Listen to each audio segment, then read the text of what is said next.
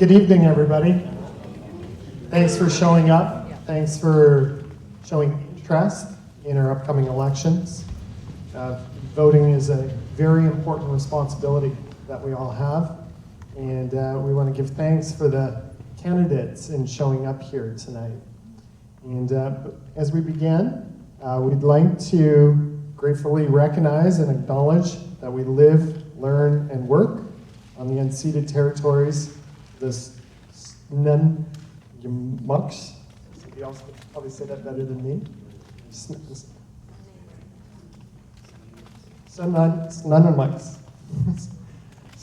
Namas, and Snootsmas people.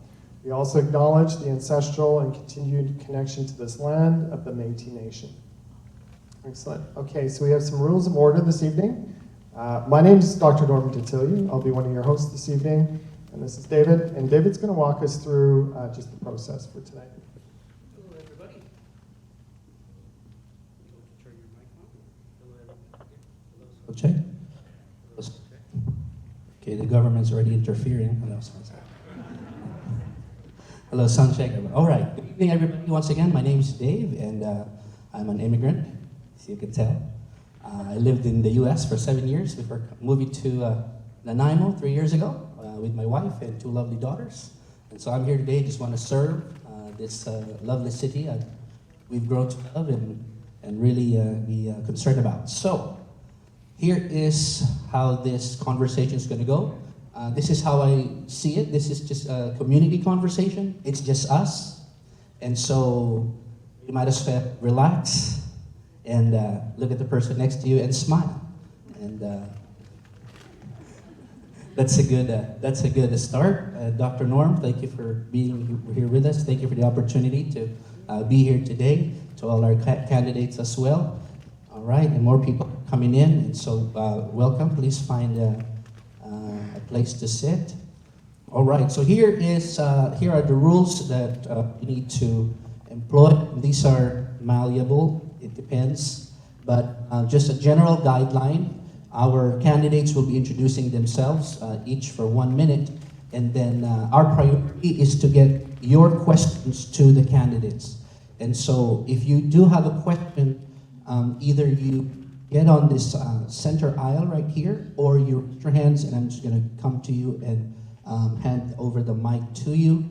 You ask your question, and if the question from the floor, our candidates are going to have 3 minutes to answer those questions. And then if any other candidate would like to chime in into that issue that was just addressed, then they have 1 minute to do so. Now, among the candidates, if you're alluded to or you need to rebut one of the answers that was given on any particular topic, you just raise your hands and then you have 30 seconds to do that. So Kevin here is our timekeeper. He will raise up the yellow card for foul and penalty. No, I'm sorry. That means you're already halfway through. If he props up that yellow, and then the red means you're done. Okay, that's finished. You have to shut your mouth. No, serious. This is a comedy show now. Okay, all right. So, but we encourage everybody to applaud when the red flag, the red, what do you call this? The red thingy is up, so that the candidates will also know that their time is up. Okay, so that we just have a smooth flow of our program tonight. All right. All in all, this is all for us. Get to know the candidates. This is their job interview. They supposedly work for the people, right? This is Canada. Okay. All right. So that is our main goal today, is that you get the things that are your concerns, get them to our candidates, and these are your future leaders. Okay. So I think this is a very productive thing we're doing here. Thank you all for coming, and let's just enjoy tonight. All right, Norm, you want to kick things off? So we're going to open the floor, and so you're welcome to come on up. We have a podium up here. Oh, pardon me. Yes, we have an opportunity for each one of you to introduce yourself, and we'd like to get to know you, so thank you. All right, good evening, everyone. My name's Nick Greer. And first off, I just wanted to thank David for facilitating this meeting. We had a Chambers sort of meet the candidates meeting some weeks ago, but the Chamber, for whatever reason, didn't want to do a debate. And I know David for some weeks has been, so David's one of the other candidates, but David for some weeks has been saying, what a pity that we didn't get a proper debate set up, a proper opportunity for members of the public to answer questions, and David took the opportunity to set that up, so thank you, David. It's a pity that not all of the candidates could be here. So my name's Nick Greer. I have a business downtown Nanaimo. Fortunately, I'm a lawyer. I apologise for that. But also the chair of the former chair of Destination Nanaimo, and I do quite a lot of mediation work downtown. So the reason why I'm running is the current council in Nanaimo seems to focus a whole lot on side issues from my perspective. We've had all sorts of debates and vast amounts of time and money spent on things like donut economics, climate emergencies, all these bike lanes that don't seem to go anywhere. And they've taken their eye off the ball, which is community safety, downtown issues in Nanaimo. Got such an incredible opportunity to do wonderful things downtown Nanaimo, and it's just such an unrealised potential given the lack of focus from the city. So I'd like to focus on these. Cost of living and taxes are just out of control. And there are a number of candidates here. I'm happy there are a number of candidates who are looking to try and bring that into focus. Again, I certainly am as well. And so just welcome this opportunity to answer questions, and I think a lot of the other candidates here do as well. So thank you. My name's Nick Greer, nick@nanaimo.ca, and Nick Greer. Nick Greer, yeah. Thank you very much.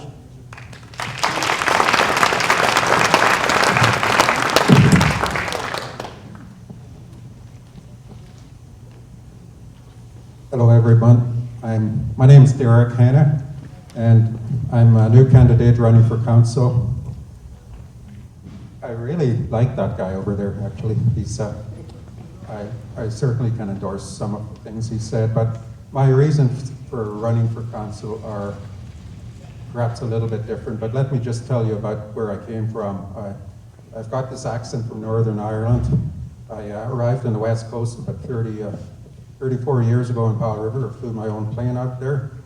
Moved on to take a job at Harmac 30 years ago, and here I am.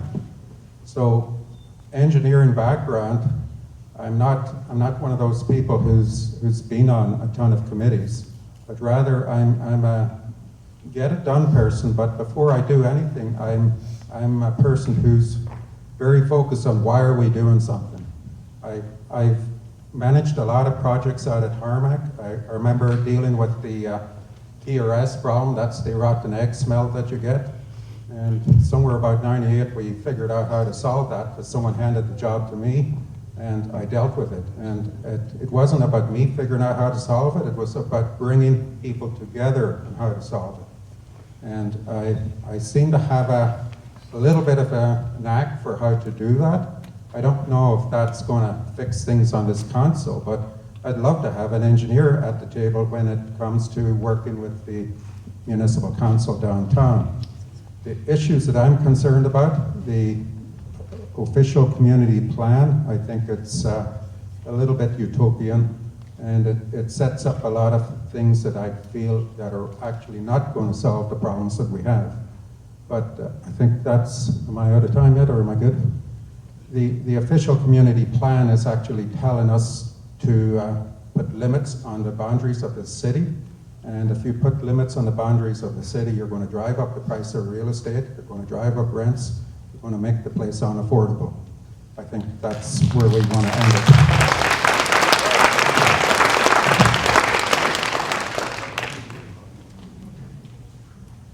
Hi everybody, my name is David Wang. Thank you so much for coming. I sincerely hope that going forward, as Nanaimo residents, we insist that City Council guarantee us a debate in every single election. I can honestly say, Thank you. Thank you very much. It's democracy and debate go hand in hand. I can't say it's a dereliction of duty, but the chamber dropped the ball and nobody else picked up the slack. So as residents, we need to insist and demand that the council, whoever comes into council next, guarantees you all a debate. A debate is a job interview. You do not hire somebody without a proper job interview. That is what you do in a democracy. So I'm glad that you guys came out. Thank you so much. So my main concern, the reason I'm doing this, the reason I'm running, is I am extremely concerned about Nanaimo becoming a smart city. The sign downtown has that lovely rainbow circle, which is charming and looks wonderful, but it is actually the symbol of the W World Economic Forum and the symbol of the United Nations Sustainable Development Goals. So Nanaimo has been branded. Nanaimo has made it clear that the agenda of the city is to follow the example of the World Economic Forum and the United Nations and become a smart city. Nanaimo is targeted to become Canada's first smart city, the first city in Canada to have 5G networks, which facilitates smart cities. Smart cities are an extreme surveillance concern. It's under the guise of being green, of sustainability, of efficiency, but in reality, it is a tool to introduce mass surveillance of the population. That is what I firmly believe, but I can understand some people think that I might not be correct. That's great. One of my main ideas is something I call the expert debate. Let's bring in two experts. One who believes that, yes, smart cities are wonderful, and one expert who says, no, smart cities are a problem. Let them debate. Let the council ask them questions from you, from the residents. It will be recorded. Every resident will be able to watch two experts talk about this issue. Thank you so much for your time. Thank you for coming.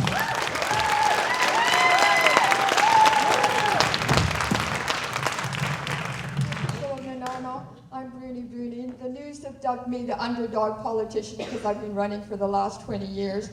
Now I'm an elder in this village, and I'm dedicated to steering Nanaimo into a cleaner, greener era. You know, we come from different origins, we have different political affiliations, we speak different languages, but we're a family here. We're a family of islanders. And in these uncertain times, we can't expect to get our food from the ferry. And every day the food prices are going up and up and up. Food security is the most important economic driver that we can do. First of all, every housing development must have rooftop gardens and communal space instead of money given to the city for parks that these people never see. And high-tech solar greenhouses in every neighborhood where you can walk and get fresh produce, to go into every restaurant. Food is the most important thing that we can do. And we need to change. We need to change some things. We need to move the cars back a little bit and have a chance to be people so we can walk with each other and talk to each other. The downtown core, filled with cars. Can't we remove 20 cars so people can sit there and be happy? You know, we're here together. And I asked you to think of that. Like Leonard Krog says, if he's elected, everything will change the same. There'll be no rooftop gardens. All the community public spaces will be gated. The homeless will be left lying on the streets. We can do better. We can do better. Thank you.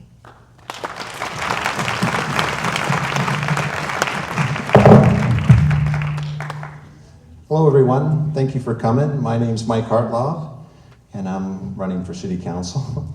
I moved here 5 years ago from Victoria. I lived there for quite some time, and I watched the City Council there make some very poor decisions. And my parents live up in Nanaimo, so I decided it's a beautiful city, has so much potential. I decided to move up here. And I've enjoyed it so far, but I've seen the direction that the current City Council has been taking us, and I've seen it reflected on my property taxes and in some of the wasteful spending that I've seen all around the city. I'm also concerned about the implementation of the 5G. There's been no safety studies, and we are a test city in Canada for 5G. I would like to see more public awareness to these facts. Being first can come with unintended consequences, and when health is at stake, we need to be aware of those potential hazards. Thank you. My name is Mike Hartlaub.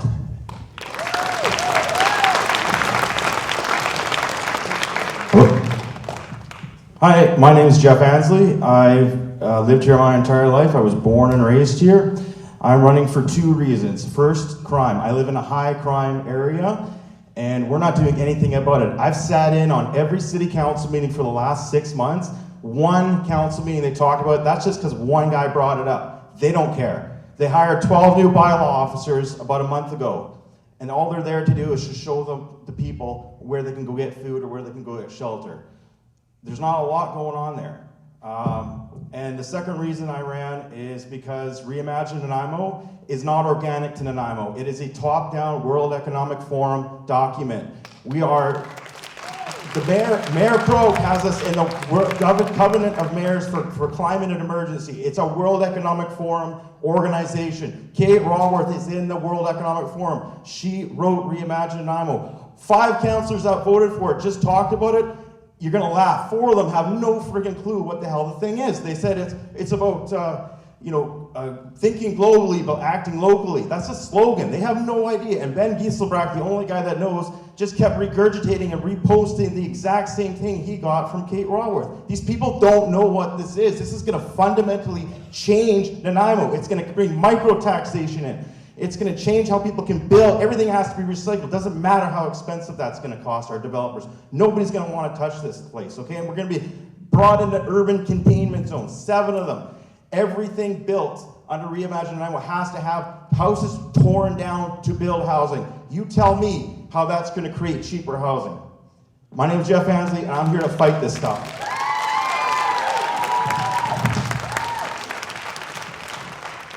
How do you like them apples? Way to go, Jeff. Hi, everyone. My name is Frank Pluta. I've been in Nanaimo for the last 17 years, but I've actually been around Nanaimo for the last 45 years. My parents moved here at a young age, and so it's incredible, this city. I have a slogan that says, basically, I love Nanaimo, and I certainly do, and I broadcast to everybody I know in my life because it's such a great place, but it's changed, and I don't like the way it's been going. I was asked by an incumbent, actually, if I would run an election, in this election, to make a difference, because right now it's being steered by a group of 5, and that group of 5 is basically rubber stamping whatever they want to do. And we can see what's happening. $16 million on Metro Drive, $2 million on Albert Street, $1.2 million downtown for bike lanes, exotic bike lanes even. You can go in style. How do you like them apples? Why can't we just start with paint and markers? Doesn't it make more sense? Thank you, guys. I'm here to take some business sense into this. I've been in business for over 40 years, and I think that's what's missing there too. They're not thinking about the economics. I look forward to having somebody like Derek on board who has an engineering background. I look forward to other business people up here. We're passionate about what we're doing up here. We really are. We want to be there for you guys. We want to have an ear on the ground for you guys. I want to have open council meetings so that people really come there. You know, you can't even applause at a council meeting. You guys can applause now. But not at council meetings, okay? Because you'll be told to be quiet by the mayor. The mayor who's, I don't know, what's he been doing lately? He's been moderating a group of 8 people. Oh, so.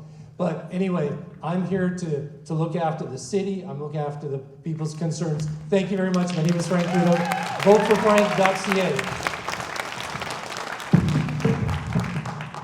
All right, so open floor. If you'd like to come up and post your question, we'd like to hear it. And you can direct it either at one candidate or all the candidates. Yeah, my first question is to all of you. Being as a local government, our little Gestapos, have raised our taxes, house taxes, up as much as 23%. Do you think you could possibly get it down at all for our, if you get in there? One of the other things is the government, our local Gestapo again, has made arrangements so that anybody can do $50,000 without a question to the council. Are you going to change that?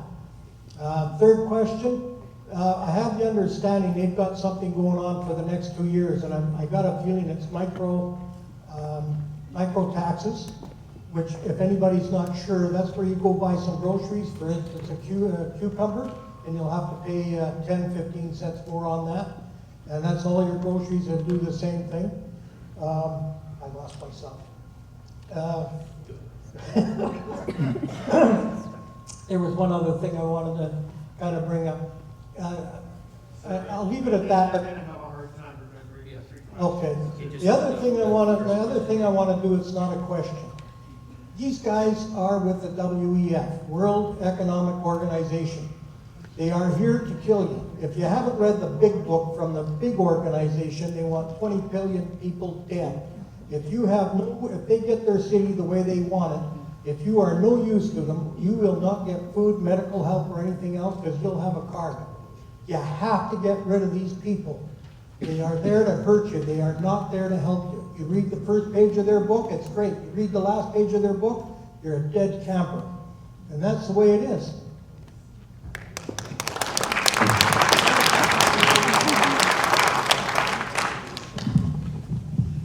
First off, with taxes, stop the hiring, stop the spending. You can't just cut taxes to cut taxes because, you could wind up having to borrow money to do that. You've got to be responsible about it, but stop the spending, stop the hiring. The hiring that's going on at City Hall is crazy right now. Like I just said, 12 new bylaw officers. And again, one of my ideas in terms of dealing with this, and I know for a lot of people it's not a fun idea, but it's paying off our debt. We have $46 million in debt. Let's pay that off. That's going to free up a lot of money. We're paying, how much are we paying? An average of 3% interest. That's over $1 million a year of tax dollars just going down a well for no reason. And, sorry, the second part of your question was? I know the first part of the question was what? Oh, okay, yeah, and I wanted to tell you guys why I really wanted to come up here. Put in your phone, Time Magazine, Donut Economics. The first paragraph talks about what he just said, micro-taxation. It talks about a zucchini in Amsterdam, which is the first city to adopt the donut economic model, which apparently they hate, but they don't tell you that. So 15 cents on one zucchini. So what's that going to be on a washer? What's that going to be on a car? Well, how much is that going to cost for bigger items? We're not told this. Nobody's even talking about it, but that's part of the donut economics, right? Why don't they come out and just say that? If it's so great, just be like, hey guys, look at what the World Economic Forum gave us. This donut economy, it's great. But they don't do that, do they? They're just sort of like, oh, whatever, guys, don't worry about it. These people are just conspiracy theorists, right? Thank you.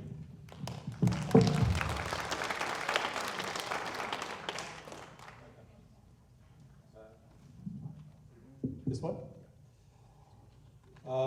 Look, I've got significant concerns about the donut economy. It sounds like an interesting term, and a couple of people don't know what it's all about. And a lot of candidates have got a real crash course on what it is. It is a worrying concern. What worries me almost most of all is that the council meeting where it was adopted, it was a 5-4 vote. Even city administration was saying, we don't really understand what this is all about. One of the councillors moved to implement it. We would like this to go to a committee. Can we please go to a committee so we can all look into it and talk about it? And instead they just rammed it through. They had the numbers, 5-4, it got through. When you look into it, in many ways it's socialism and just another guise. There's nothing new under the sun. It talks about redistributing wealth. It talks about micro taxes are a large part of it as well, and all this sort of thing. So it's concerning, and some people have said, look, we potentially could even bankrupt the city in 10, 15 years if we do everything that it says. So it is a scary thing. It's something that I'd look to simply rescind if I was elected. One of the first motions I'd like to say is just we're going to rescind this. It's a scary thing. I'll let other people speak about it because I know other people have concerns about it as well here.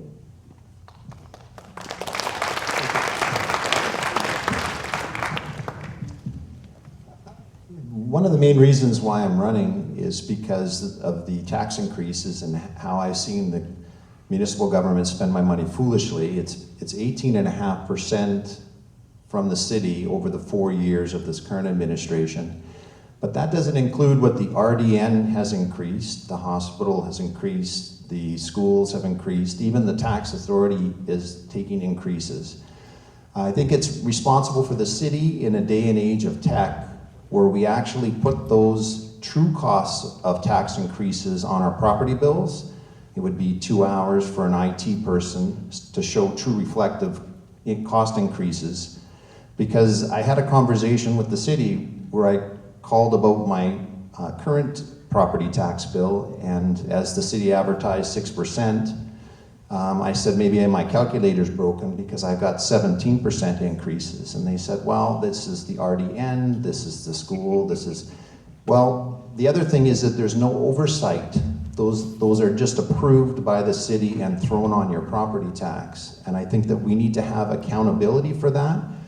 As a city, we should be able to have access to all this information. I would like to see the in-camera meetings or secret meetings be removed. I think we have to have government accountable to the people, and we need to restore that. I'd also be an advocate for the ward system, so each council represents a certain ward, and that way, if there's an issue in your city, you have somebody that you can go and speak to and point your finger at and hold them accountable. We need to restore that to government. We have to have government accountable to the people. Thank you. I think the city needs to be more prudent in its spending. I mean, I saw 3 guys in a truck cutting the grass in an area that was gated. I mean, do we need that? And I've talked to people that have lived in their homes for a long time, seniors, and they can't even pay the taxes.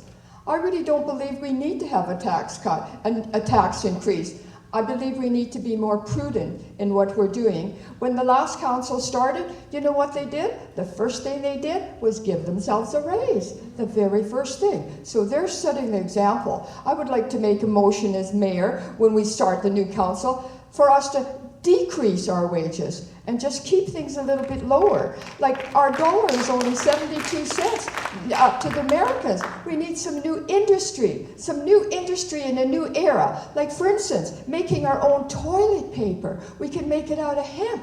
We can make it out of fig leaves. I mean, wouldn't that be great when we could say, hey, Nanaimo makes all its own toilet paper and essential.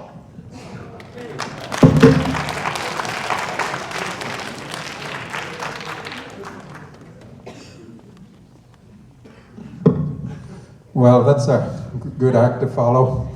Let me jump into the tax thing right off the bat because I'm in agreement that we can't keep ratcheting taxes up, but when I get into council, first of all, we need a chance to see the books.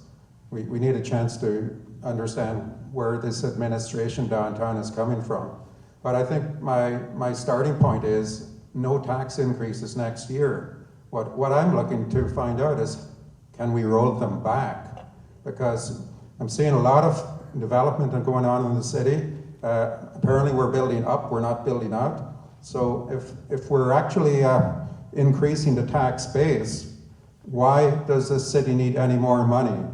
In fact, I think we need to actually examine how to cut the money intake down, because there are other costs coming at us. They're looking at $10 million for the hospital next year. That's a big chunk, and that's outside of the tax bill. I need to understand that better.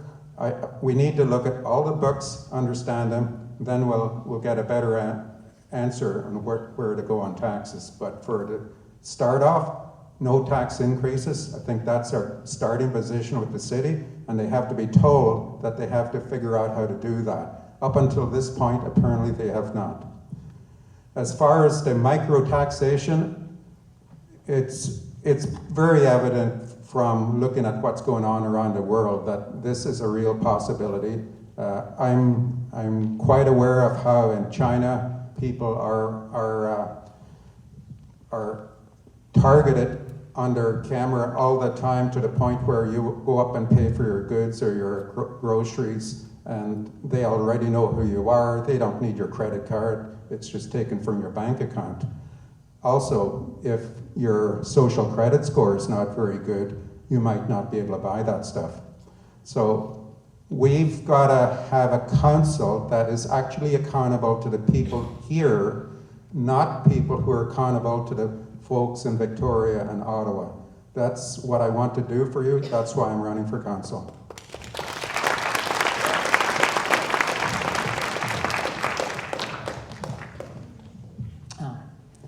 First off, actually, I was just going to say, sorry guys, I have to be honest, like I didn't want to make this, too much influence from myself. I mean, I organized the event, so I was just wondering, hey Kevin, I think probably maybe 1 minute for each of us, not 3, because I was thinking 3 minutes for candidates to answer questions from the floor, but now that I think about it, it's too long, and I want to make sure you guys get as many questions as possible, and so just 1 minute for candidate. Thanks, Kevin. All right, I just wanted to say quickly that, I just want Paul Manley, to give credit to Paul. Paul told me that he couldn't come today because he was at the Rotary Book Club Fair. They organized a book fair and he committed to it earlier. So I just want to give some credit to Paul Manley. He did tell me that was the reason he couldn't make it today. So in regards to taxation, what I want to do, you guys might know that I have an idea for an app called the My Tax Money Nanaimo app and website. It would show clearly exactly how the city has spent your tax money and future projects, how much they are going to cost, and how much they're projected to increase your taxes. Plus, which councillors are advocating for it, so you know exactly who to contact if you don't like the idea of building more of those fancy, what are they called, elegant bike paths or whatever they're called. As for micro-taxation, exactly, that's the thing. Stealth taxes, or taxes that you can't easily see, are a tactic constantly being implemented by governments. They're like the hidden contract fees, with cell phone providers. It's a sneaky tactic, it's dishonest. That's exactly why I want to give you guys the My Tax Money Nanaimo smartphone app so you know exactly where your tax money is going to go. Macro taxation or whatever. But again, we have to keep in mind that sadly, the current council seems to be really on board with the agenda of the United Nations Sustainable Development Goals and the World Economic Forum. Maybe they really genuinely believe it's all to the good, but to be honest, in my opinion, sadly, it is a Trojan horse under the guise and the appearance of taking care of the environment, giving us sustainability, saving the planet. They just want to implement more and more strategies to control and micromanage the population. So we have to say no. Solutions to problems, they say you have to think globally, act locally. That sounds charming, but I think unfortunately it's trite. The reality is each community is unique. Each community has its own problems. We cannot accept the dictates and the ideas and the theories from unelected organizations out in Davos. People who go to their fancy meetings in their private jets, they eat foie gras and cracked crabs on ice while they suggest that the rest of us eat bugs and bike to work while they just pollute the planet to their heart's extent. We have to say no. Our solutions will come from us, from our own elected leaders, and we hope that you guys will consider us for those positions, or whoever you want to. Thank you so much. All right. Okay, go on. Are we going for a minute there, Kevin? Great, thanks. The whole issue here is about openness. The whole issue is about getting people's input into the decision-making, looking at the finances. I have a degree in accounting. I can scrutinize books like I did when I served up north on council and regional district. I believe numbers can be found. I was always told when I brought up a motion, well, if you find the money, we'll do it. So I found the money and we did projects. Simple things like getting dirt streets with calcium chloride to reduce the dust throughout town.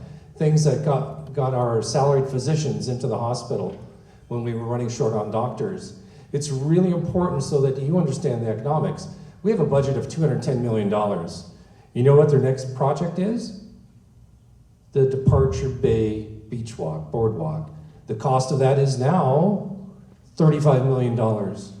That's 15% of our entire budget, if we pay it all. They say, oh, we're gonna get the federal government, provincial governments to kick in. That's just a cop-out. You know, you have to be responsible, and that's what we're all preaching here, being responsible with the money, and that's what we want to do. We're passionate about what we're doing here. We want to do this. We want to do this right. Because we have a conscience, and we have common sense. We don't have any pet projects that we want doing. Our pet project is to look after the people.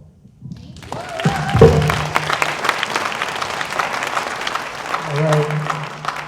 Next question, and when you come up, we ask that you keep your question to a question. Gentleman here, I gasped when I heard he was a lawyer. I won't go into many of the details why I gasp when I see lawyers, but I'll tell you one thing, this guy's got to be elected. He has got to be elected. I just have to say that, even though he's a lawyer.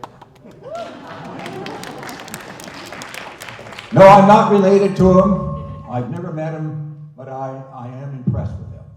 The second thing is, quickly to the gentleman that said we've got to have an all candidates meeting, I just want to say I was here and I thought that was very productive to meet the people I did. One of the things I noticed is there's not many of them here that I've crossed off my list. My question now is about the downtown area. Yes. That is deteriorating. But what's wrong with that? What do we have to do, or why do we have to put investments other than the ongoing investments? You got to fix the sidewalk once in a while. And no, I'm not talking about bike lanes. But my question is, we've got malls all over the place, etc. Why do we need to put anything into the downtown area, any investment or any of our money?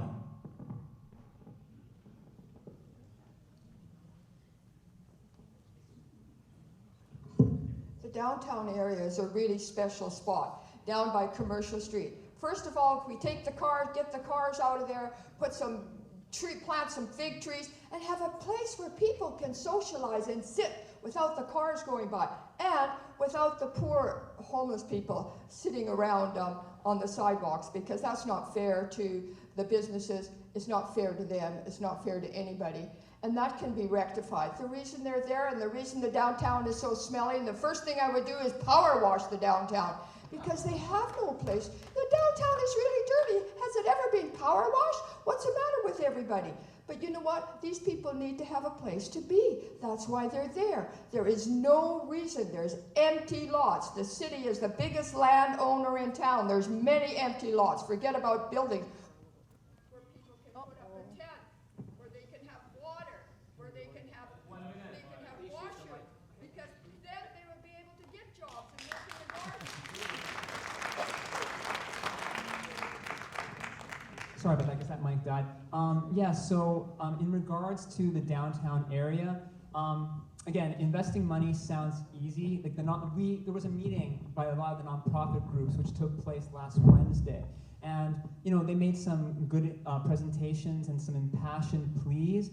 But ultimately speaking, what they're asking for, and a lot of organizations are asking for, is help with funds. And as Frank pointed out, the city has a budget of $210 million. It seems like a lot of money, but we have to take into account that almost 50% of that money goes to pay city staff, which is a huge expense. One of the reasons why on the My Tax Money in Nanaimo app, I would have very clearly, easily accessible exactly how much each city employee and member of council and mayor is making every single year, so you guys will know that. Thank you very much. Appreciate that.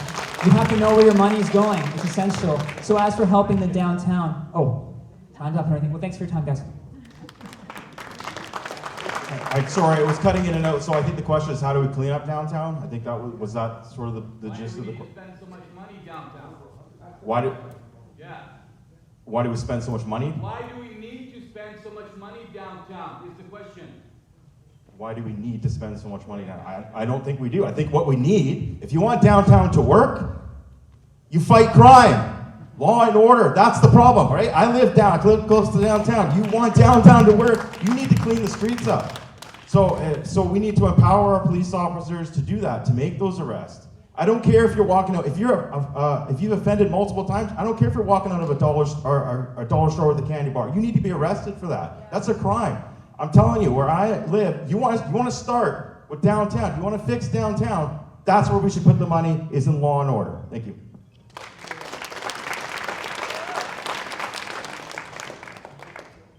A lot of people don't know this, but in 2019, Nanaimo declared a climate emergency. I actually believe that was quite irresponsible of the city to declare that. I think that Canadian culture is very responsible with its environment. City of Nanaimo, there's no toxic issues that I'm aware of. I think it was a gesture, but what that does is it creates a state of emergency for this one cause. Nanaimo's actual emergency is the crime, mental illness, homelessness. And we've now undermined, because now we're in a state of emergency, if we actually declare a state of emergency regarding those very things, mental illness, etc., we would have had a better position against the provincial government to actually get the funds to address those issues. That's the reason why I think it was irresponsible. Plus, it's also teaching our children that, you know, nature's good, and because they emit carbon, that they are bad, and I think that that's very unhealthy for children. Thank you.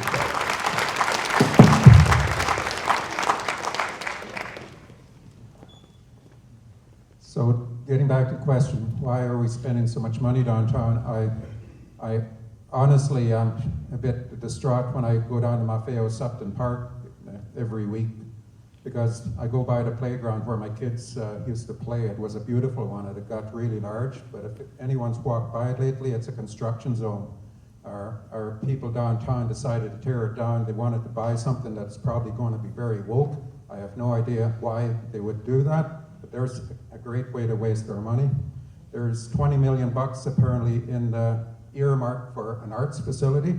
I support the arts, but I don't support throwing $20 million at it. That might be to the, I guess, rough guess, 500 bucks per taxpayer, maybe more. That's an incredible amount of money just to throw at one targeted situation. If we need to spend money downtown, well, I think you're right on, whoever said about the power washers. We need to target the crime and the homelessness. Thank you.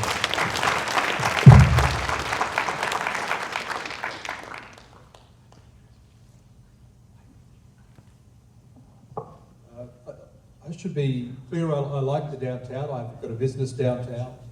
I was speaking to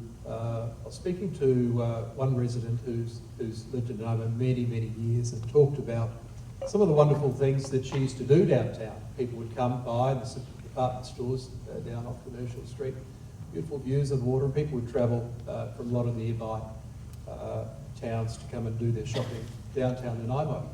The trouble I have these days is that I've got a lot of clients who just don't even want to come downtown. And the tragic thing that a lot of us as candidates have heard, and I'm sure it's not just me, is that a lot of residents, especially a lot of older residents, a lot of single residents, just feel it's a no-go zone for many residents. And that's just really, it's really sad that that's the case. I think we can improve it, and we can do a lot of things without spending a whole lot of money. I was a councillor over in Australia when I was used to live over there years ago, and we did, and I partly led a renewal of a downtown city there, and we used it mostly, got businesses on board, and they can fund it. Thank you.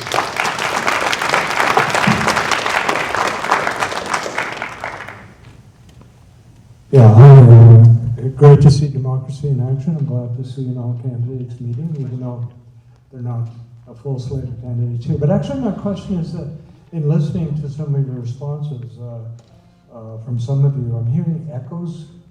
I'm hearing opposition to things like bike lanes and World Economic Forum, and perhaps if I stayed longer I would hear other things. The question I'm asking is, any of you acting or representing as a slate of candidates? Because the reason I ask that is that when I went to the City of Nanaimo official nominations site, I found the names of Derek Hanna, Jeff Annesley, David Wang, Mike Hartlaub, and Frank Pluta, in addition to Tasha Brown and Tanner Scott, signing each other's papers. There are at least 2 or 3 examples of that. So that's no, there's nothing wrong with that. But we have 35 or probably 35,000 people, adults in Nanaimo to choose from. I'm wondering, do you just choose each other?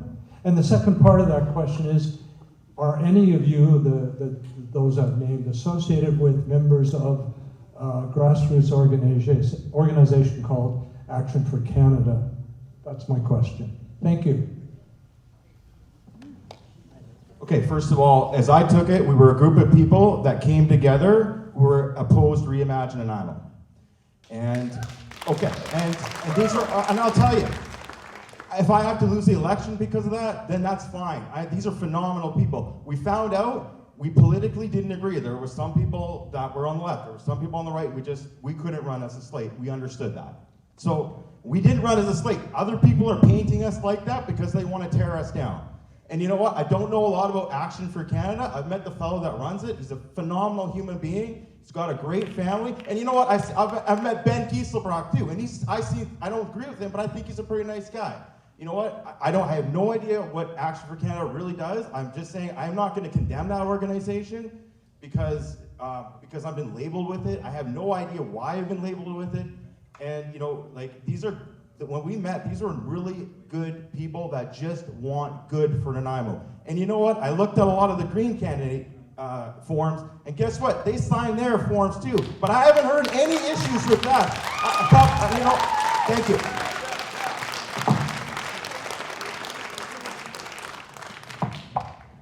How many of you belong to an organization? Okay. Are you embarrassed to be a part of that organization? Yes, Well, we certainly. What's that? Yes, I got HU. They sent me that I got to vote for these people. So they're asking you to vote following a slate of officers. Got it. And Yes. are they part of that same organization by any chance? Yes, Yes. Yes, I don't know. Because it's HU. I work for hospital Right. for 15 years. Do you feel compelled to vote for them? Do you feel obligated to vote for them? Absolutely not, because I Thank did you. my job. Because we are each an individual. We each have our own freedom of choice. When some of us came together, it was just by happenstance in many ways. I met somebody at a park rally, and that led into a group of wonderful people, like-minded people. We are all independent. We all have individual mindsets, but very much similar. You can hear it as we go through and speak to each of these issues. To me, it was one of the best support mechanisms for me to step into this as I stepped in really late into the program. We're blessed to have groups and organizations like that. That's why we belong to the Rotary. That's why I went to Toastmasters. That's why, you know, we do these things to build ourselves to be better individuals. Thank you.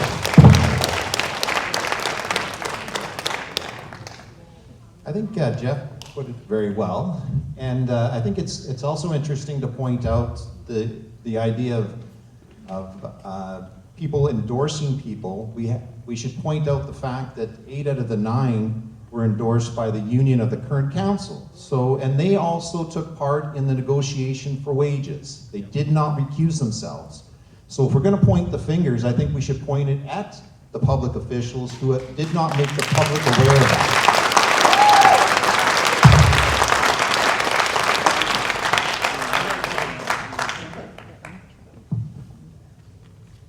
I had about, I think, 15 people on my nomination papers. A few of the people were in a group that we were developing, discussing our ideas around what we would do if we ran for council. So naturally, it's easy to get people who are already in your same space to support you, but I had no trouble getting the minimum required 10 signatures, and I would easily reach out and get 10 other people if that was required by the law, but I followed all the laws as required. For the second question from the gentleman that asked it, I ask you, if you got an opinion about Action for Canada that makes you so concerned about them? So to answer the question, do I belong to it? I'm not sure if I do. I actually have participated in some of their meetings in the past. I think they're a great organization, and they stand for rights and freedoms.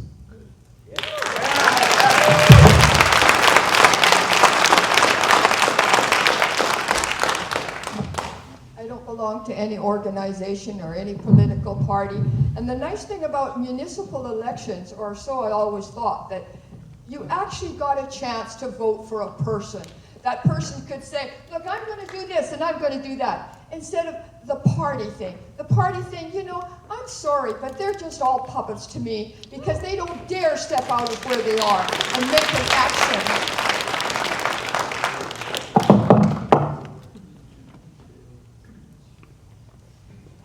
Yeah, I've heard that complaint before, that, you know, we are a slate. We're people that, you know, we like each other, we've become friends, and, you know, we wanted to help each other out by, you know, signing each other's nomination papers. It's kind of sad that, you know, we get kind of put in the same category as being like a cabal or some kind of, you know, exactly Action for Canada group. No, we're just people that really care about, Nanaimo and care about doing the right thing as we see it, right, and making sure that this city is a city for Nanaimo residents, not, a testing ground for, again, unelected organizations to play out their global ambitions. So these are good people, and I really hope that you guys all just take to heart that we're independent, but people can be friends, right, and run for politics at the same time, and still respect each other's independent opinions. I think that is the heart of democracy. Thank you.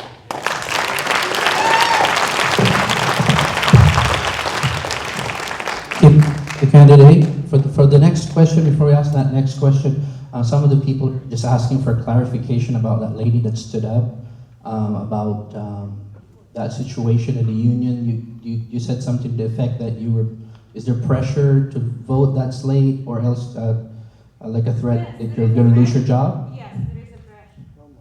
So you will lose your job if you vote the way you want to vote? Not really. Not really. No. Maybe perhaps. So there is pressure there. Which union is this, please? HEU. They harass you with phone calls. Yes, they phoned me many times. Okay? Many times. And I can show you emails. Okay? Please. I'll Yes, I get can together show with you emails. and get, A lot. yeah. This. Yeah, thank you. Okay, thank you. I was not terminated. I was bullied, harassed from us. Okay? Thank you. Can we speak after? Yes. Thank you. All right, thank you. Okay, next question is from. My name's Dean Prop. I've lived on the island since 1987, full-time, and moved to the Nanaimo area for employment about 6 months ago now. And from what I've seen in the area, it's pretty disappointing right from the first meeting that I went to try to attend that was locked out. Wasn't a good taste. But either way, my question for you folks is that I work for a company that's had it, and this goes back to money-making infrastructure and taxes. The company has had a proposal in front of Nanaimo for well over a year now, and it is painful as to get anything out of them. I suggest that if it doesn't fall into the smart city envelope, that we're swimming against the tide. We're swimming against the flow of the water.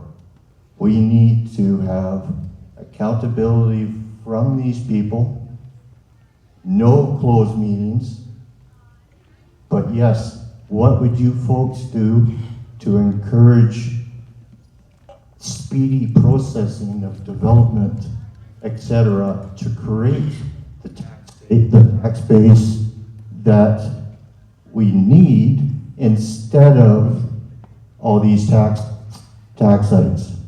Thank you.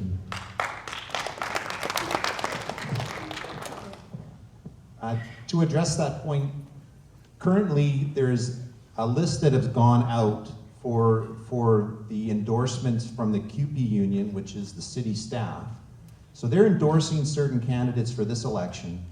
And what you're going to see, and what we have seen in the past in other cities, is that if you're not along with that program like you're pointing out, you're going to run into issues with the city. I think it should be pointed out that no endorsement should come from that CUPE union. They're supposed to be neutral. And the elected official is supposed to be adhered to. We're elected by the public to represent the public. And we're going to be met with opposition by city staff that may have different designs and want to have different people in. I think it's very important to point that out. I do think government needs to get out of the way. I think that building permits, occupancy permits, it goes back and forth to the city way too much. It actually drives business away from the city. I think that the government, we need to limit the size of government, but government always wants to justify their job. We need to really act on it.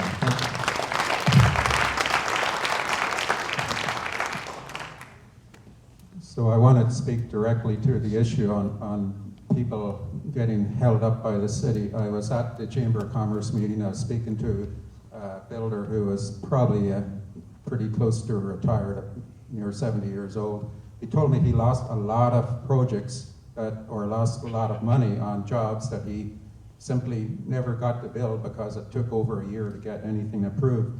And I got from him that the big problem is even the simple jobs, they don't just go to the one person who reviews it, they go through a level of people in the structure. So there's too many people reviewing this stuff before it gets anywhere.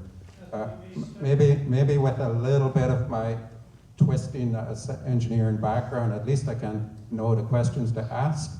I think if all else fails, the other option the builder should have is to be able to hire an independent person to review it if the city's too busy, because that's just holding up business.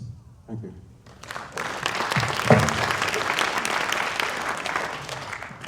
Sometimes we think we're too smart.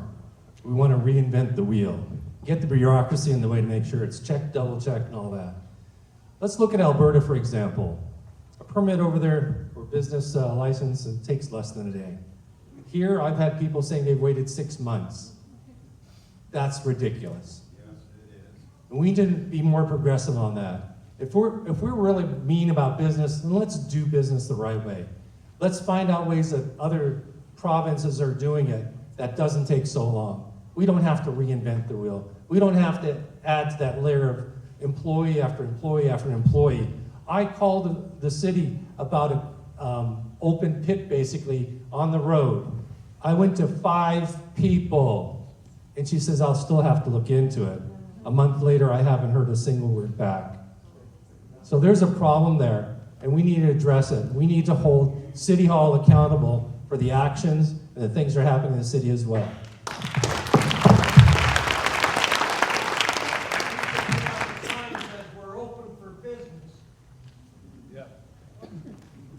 The city makes most of its money by development, lots of development. That's where the money is.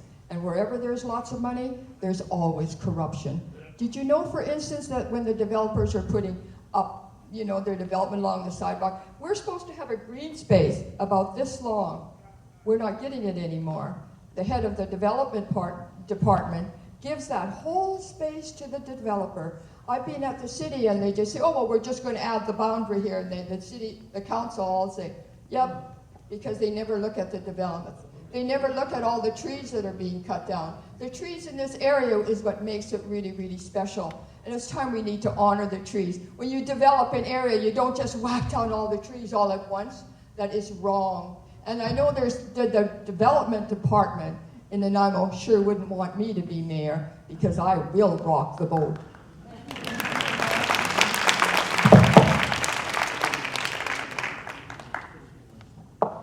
Thank you. That was such a good question.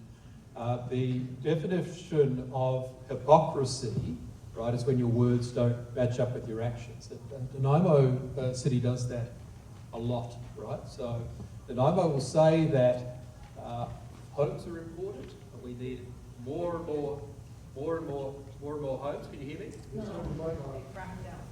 Try this one. Is it die?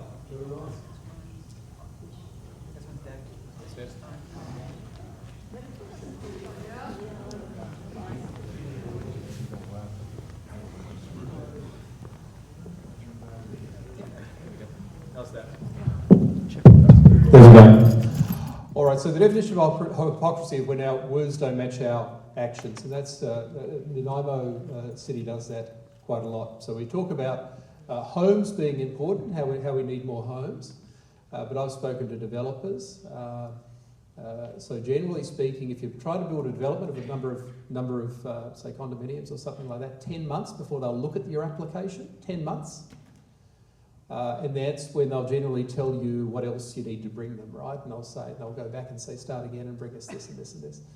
Generally about 2 years now we are for that. And you're right, so places like Alberta, we're just talking we're talking a couple of months. So you wonder why people then don't want to build in Nanaimo, and you say, well, you know, there's a pretty good reason for that.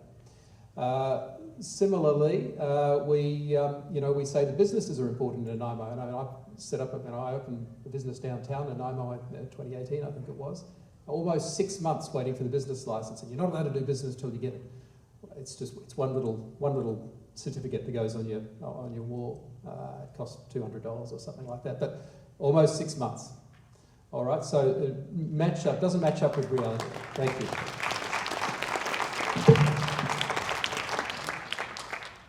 Okay, to keep things going. Oh, sorry, go ahead. Sorry about that. Again, just my apologies. Yeah, this mine's working for a second now. Yes. So in regards to the city and staff, right? The city unfortunately has a tendency to hire a great deal of staff. Recently they hired 12 new bylaw officers, 2 new cleaning crews to address the homelessness crisis downtown, right? That sounds wonderful, but that of course costs a lot of taxpayers' money. The same thing with approving development, right? The city has a tendency to hire a lot of staff, but more staff isn't always the solution to a problem, right? It's efficiency. The city has a fear of a core review because sadly, sometimes a core review finds that some people, unfortunately, aren't that effective at doing their work. I know that we want to keep everybody employed. That's the reason. Sorry. Hello? Yes, that's the reason why CUPE endorses specifically candidates, because CUPE is the union of city staff, right? So CUPE's jobs depend upon having a city council that is favorable to them. That is literally the fox running the hen house. So again, unendorsed candidates, I hope that you guys will consider them. Thank you. I think in terms of the building, we need to cut the red tape. I know a guy that was building a business and a repair shop, and he had to dig up the land. He bought some property, dug it up.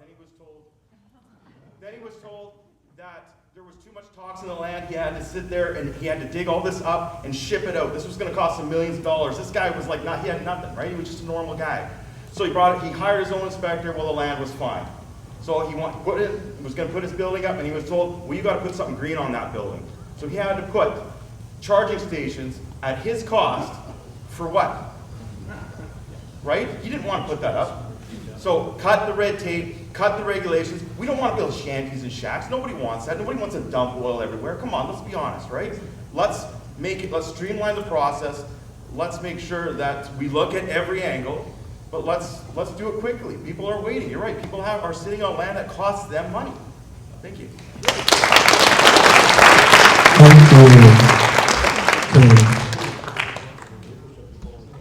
Are we ready for the next question? Okay, next question is from the... Hi, thank you for entertaining my question. I have like 200, but I'll try and narrow it down. First off, the city of Nanaimo and their staff, aren't they like 131 staff member to every 137 citizens? The most in Canada? And yet we still can't get anything done.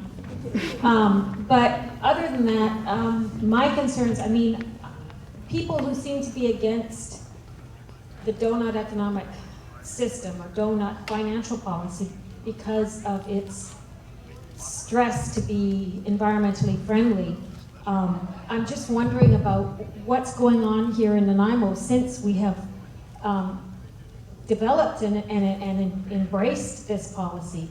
Because I, for one, am against it, but I'm very much for the environment. I love the environment here, the beauty of Nanaimo. And when we've allowed here this past year to spray the forest with glyphosates to kill the underbrush, BC Forestry did that in April, and then they allowed spraying for gypsy moths, poison, which, you think there's one poison that kills just one species? Mm-hmm. So then when they allowed the 5G to come in, and we're the test city for the country. It's never been turned on anywhere before. And all of a sudden, the birds are gone. Yeah. Most all the birds are gone. So in an environmental calamity, the first thing that happens is the birds leave. And they're saying that we're here to facilitate improving the environment and building for the environment. But what can we do if you are elected? What steps can you take Because, okay, let me backstep. I did call the city and ask them for any information on who signed the contract with Rogers for us to be 5G. And also, please forward any and all safety studies that were done. And I got crickets. They refused to answer. So if there's no safety studies done, what's it doing to us and our children? So I'm wondering what you can do to research and develop that, or to see what we can do about our environment here in Nanaimo.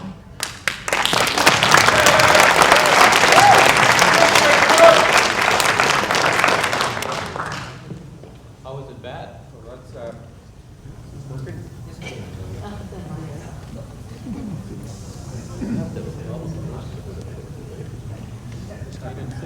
A good question, because it's also one that I've been worrying about.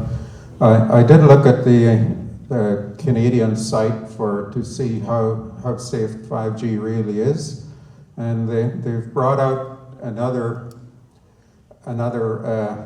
set of standards that they adopted, I think, in January of 2021. And I'm thinking, my God, they've just come out and decided that it's sort of safe in 2021, but they had already announced that we're all getting 5G some years prior, and all this stuff in a smart city has been well underway. So it's pretty obvious to me that the safety studies have not been done, and I would like to encourage any group that wants to advocate to push back. The apparent information I know to date is that Council does not regulate the 5G spectrum. That's probably federal, or I could be wrong on this, but it may be federal. So I need people to help me. Thank you.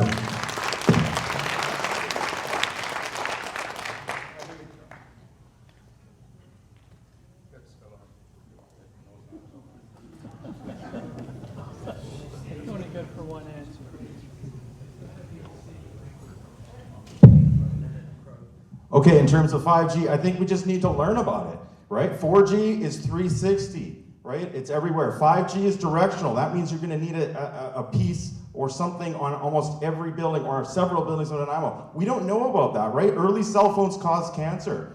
We do know that people that live around electronic substations have a higher propensity to get cancer. So can we just know? And if we're the test city, like, are we the test people? Like, right? What's going on with that? And we'll talk about environmentalism. Let's look at Metro Drive. Okay, we had to fix some drainage issues up there. That's understandable. But wouldn't it make way more sense just to fix that drainage issue and pave where that is? Why did we rip the entire road up? How is that environmental? Can someone explain how long it's going to take to buy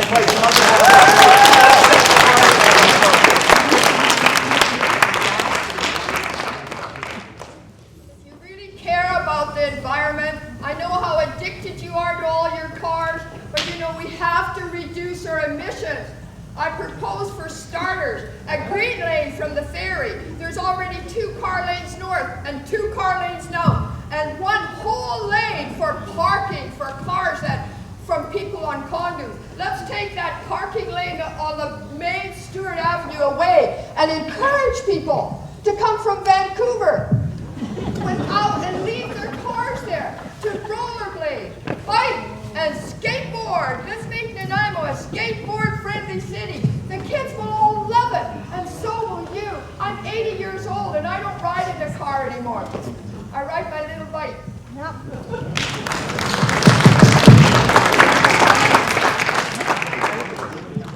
Okay. Take a bike to go shopping. Make sure your saddlebags are big enough to carry it.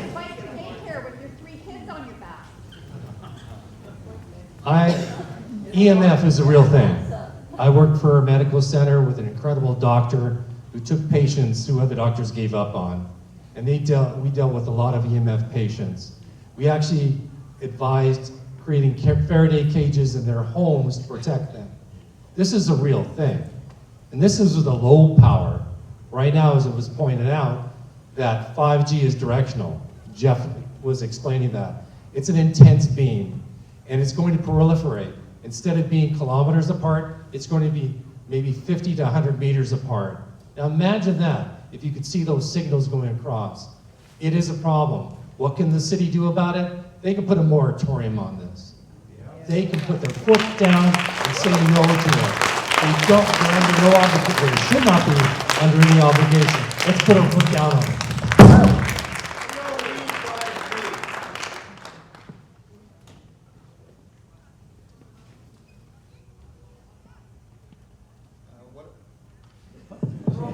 What a lot of people don't know is that 5G is a microwave frequency.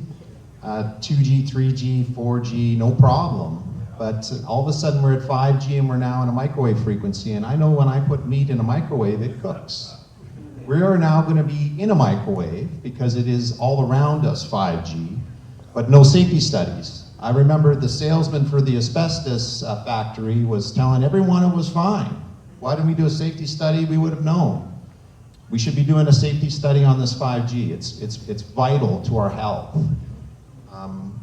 Thank you.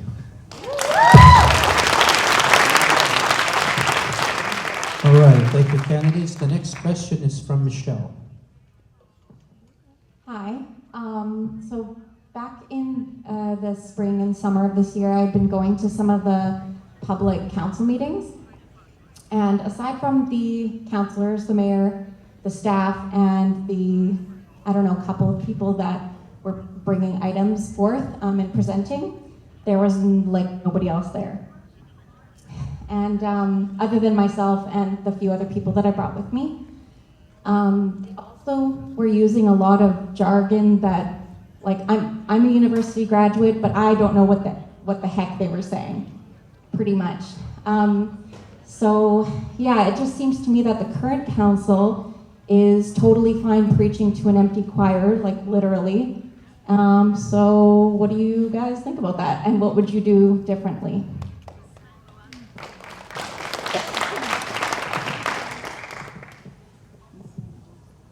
Just to add to that, when you search on the Nanaimo website for 5G, interesting you can't get any results. It's because those meetings were in camera. So those were meetings between the province and the city. So information is what we need accountable government. We need to end these secret meetings. The city does roads, they do water, sewer, parks, etc. We don't do top secret military or espionage. There's no reason for that. They should be accountable to the people. So I think that's very important to point that out.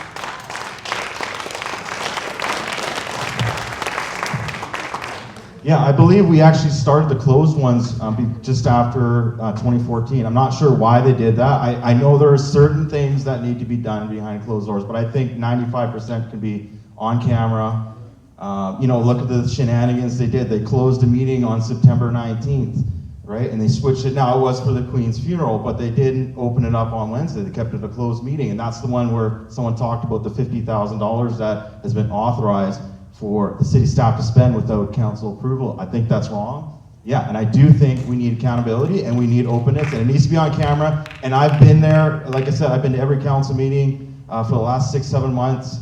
You're right, most of the time it's not there, there's not a lot of people there, but I encourage people to go. I've learned so much being there and understanding what's going on, so we should all really participate.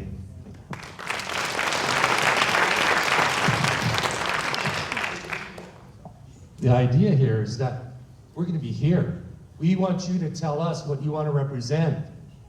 So you may not go to the meetings, but have us be your spokesperson. But do attend the meetings, they're important.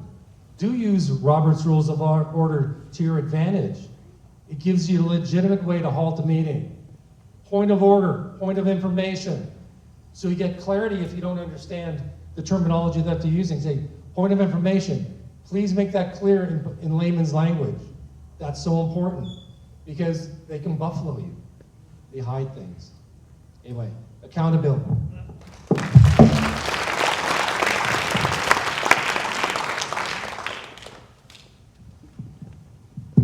Hello? Yes, okay, well, here we go.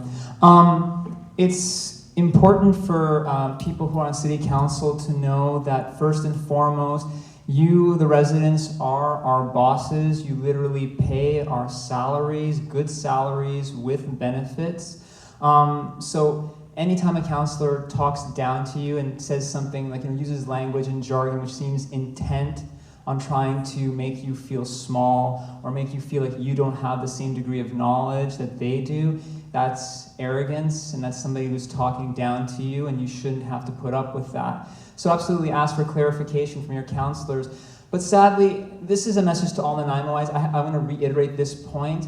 Nanaimo has, sadly, a very small voter turnout, and the union vote, there are hundreds, maybe thousands of members with all the unions taken together. They literally endorse specific candidates by sending out memos saying vote for these candidates. So the city councilors, of course, they can afford to have some arrogance to them because they said, we're gonna get in. This is a sure thing, right? So few people actually bother to vote. We're basically guaranteed, we've talked to the right people, we've shaken the right hands, we've given the right winks and the right nods. So we're in, like a dirty shirt. So again, thank you very much. Remember, independent candidates. Thank you.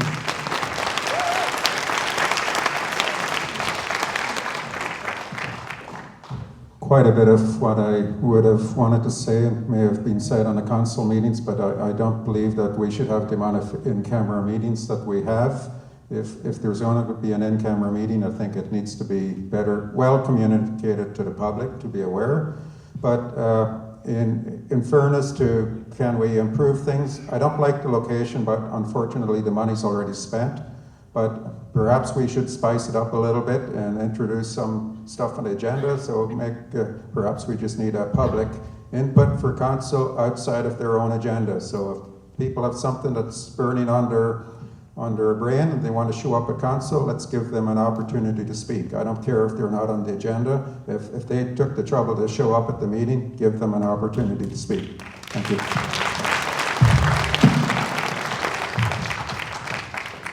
I just want to thank this guy over here because you know what? This is the best forum we've had yet. All through this time, they never let any of us talk, you know. It's like, And I think it would be a really good idea at least 2 times a year to have a really good public forum. Because you know what? No matter, we can talk about things. We can discuss things. We can yell and we don't hurt each other. Because, no matter who you elect, we're not going to be the smartest people in the city, but if we put our minds together and our hearts, we'll all be the smartest in the city.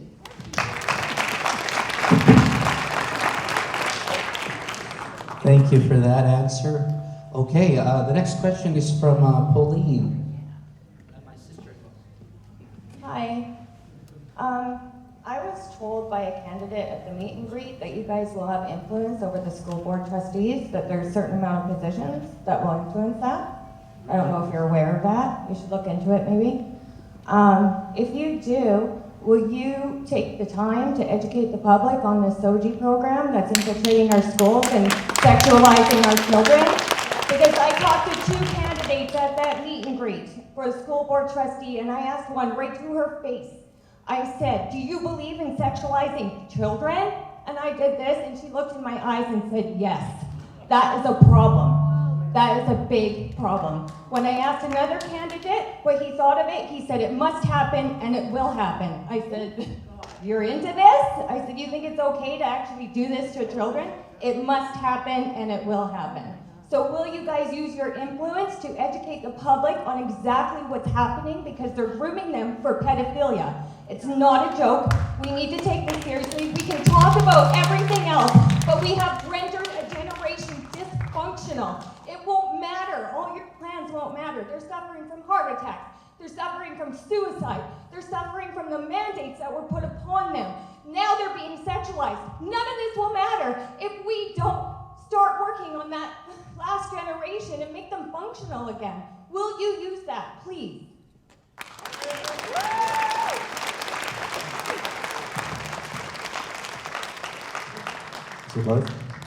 Great.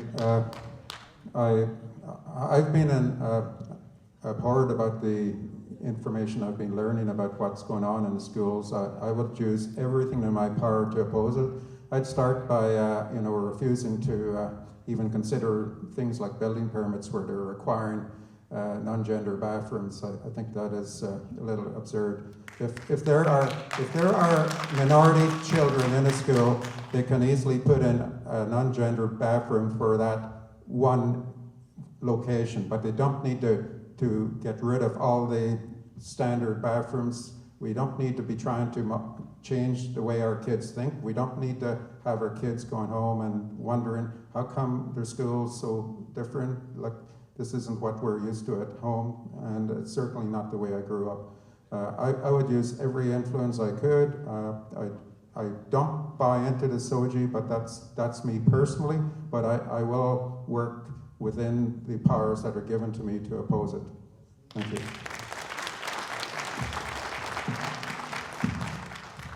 Thanks, Derek. There's one person in this room who's standing up and getting this. Excuse me.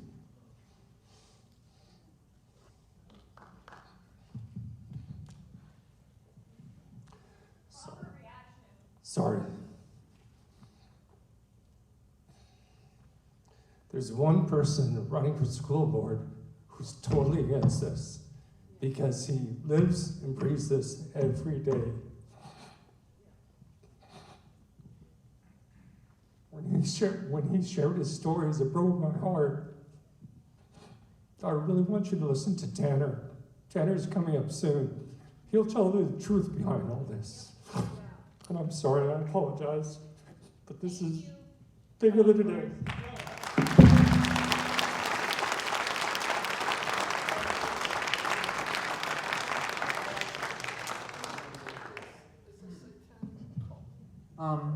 The issue of SOGI is one, as counselors, that we won't actually have any authority over. This is a matter for school trustees, and this is a matter for school board. But what we can do as leaders of the community is we can put our voices to our opposition of the sexualization of children, of putting almost pornographic literature in elementary schools for children as young as 6 or 7 to read.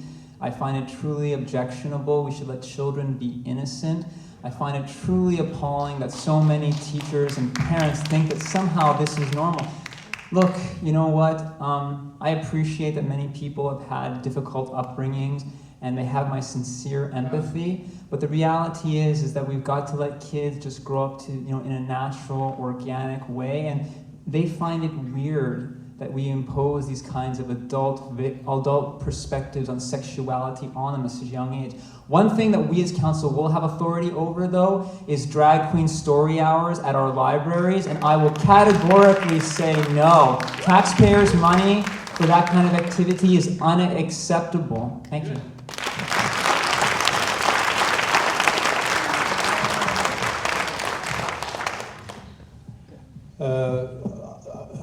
I think David's right. I mean, this is probably something. A lot of this weight's going to be on the school trustees. So please vote very, very, very carefully for your school trustees. But there will be a weight that I think is also on the shoulders of council. We're going to be probably asked in the next coming years to do, a lot of same-sex or gender-neutral bathrooms. I think it's going to come at a huge cost to re-engineer everything. So I don't support this. I think that I don't believe that there's hundreds of different. I think one website I saw, someone saying there's now 128 different genders or something like that. It just doesn't vibe with reality. So it is concerning to me. I've got 2 little kids, and I'm just despair of what little kids have got to go through these days, being taught a lot of the stuff that gets pushed through. It's really concerning. And I think we will get some aspects of it at the city as well. I think we've got to be very, very careful, vote carefully.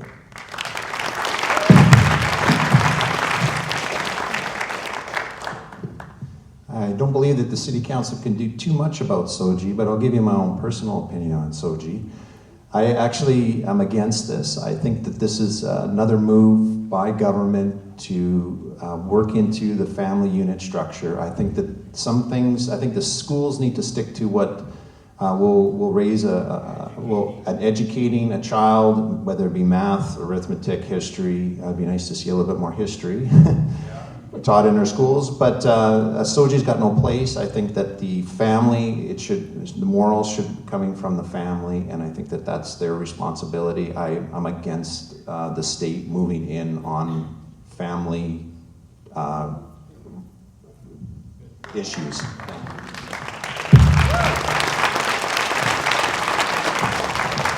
Okay, I have 2 kids in school, so this becomes an issue, especially in June. My older kid, I took him for a hike, and I just said, look, when a dog has puppies, do they have more than 2 genders? He's like, no, they have girls and boys. I'm like, so, you know, look, I don't agree with it. I don't agree with the drugs, and I don't agree with the surgeries for kids. Once you're 18, you do what you want to do, but that should be out. And as Mike just said, we should be teaching science and history, because the kids in China and India, that's what they're learning, and they're going to kick our ass pretty soon if we don't get back on track. Thank you.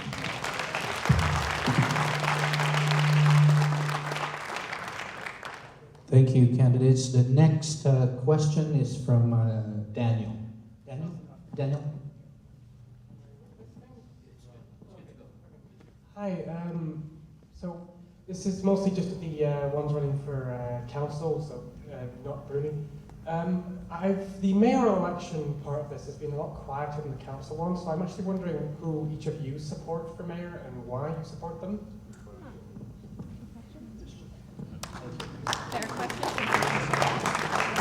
So, questions directed to people running for council. Hi, everybody. So again, yes, so I'm running for council, and most of us up here are running for council. Brunie is running for mayor. It's a good question on your part about who we would support for mayor. Again, I definitely don't support Leonard Krog. Leonard Krog is a member of the World Covenant of Mayors, which is a subgroup of the World Economic Forum. And again, that makes me kind of dubious about where Leonard's loyalties actually lie. As for whom I support for mayor, I did actually sign the form for Tasha Brown, and I've known Tasha for a while, and I really do like Tasha Brown a lot. We don't agree on all points politically, but I find a lot of commonality with Tasha. And I will say, because this is going around, yes, indeed, I did support the trucker movement, and because I get asked this a lot, no, I did not vaccinate, and I'm personally glad I didn't. Again, it's a contention. I respect everybody's right to do that, right? But I get asked this, and no, I did not vaccinate. And yes, I did support the trucker movement, and Tasha and I do have that in common, and again, on a lot of other points as well. So again, for my personal opinion is yes, I support Tasha Brown for mayor. I like Brunie a lot, though. She's very sweet. Thank you very much.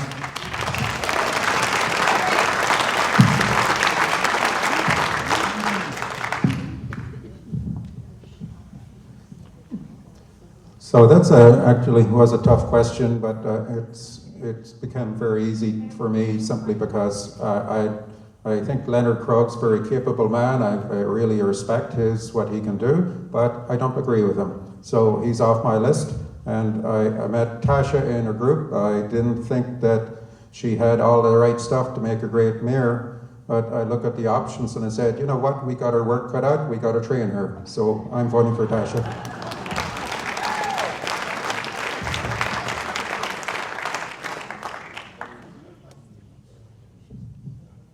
Happy to give my opinion. He's going to be very, very hard to beat. Just being honest with that. Like him or not, it's going to be pretty tough to unseat him. I do like Agnes Provost got us over at Protection Island, and she was just very hospitable. She wants to do a lot on the crime aspect and try and work and spend a lot more time on trying to reduce crime downtown, and I did respect that, and I had a good conversation with her about that. A lot of other mayors don't. They say, if you look at some of the responses from some of the other candidates, it's, well, no, this isn't something that we can really do much on, so just live with it. So I appreciated her response. And Tasha too, I think, has got a few good things, quite a few good things on her platform.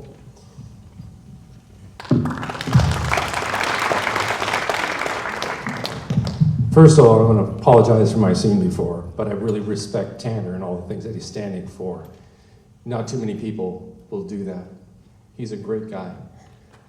As far as who I support for mayor, well, I conclude too about Mayor Leonard Krog. I've known him for many years. He's been very diplomatic and such.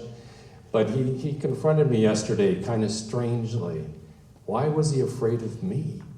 I don't know. But he did go right in my face and confront me. So if you get to know Tasha, you'll see that she's a genuine person who has a big heart, and she wants to be the next Frank Ney of the town. I'm not sure if you know what Frank Ney did for this town. It put us on the map. Other stuff is there too, but she's passionate, she's energetic, she's doing this full time. This is her main job, and she wants to make the people happy, make the town successful, and make it grow and blossom again. So my vote's for Tasha. All right, everybody. Thank you for answering that. There's some concern in the crowd that that might be an inappropriate question, because that doesn't, who you're really voting for personally, does not have to do with your platform and what you want to do if elected. And so can we just cut that question to that? And if that's okay with you candidates, we'll just have the next over here, please. Hey everybody, I was recently at a trust meeting on, oh dear, there we go, how about that? I was recently at a trustee meeting on Gabriola and was RCMP escorted out of that meeting for questioning SOGI. What can we do to improve children's participation in civic discourse?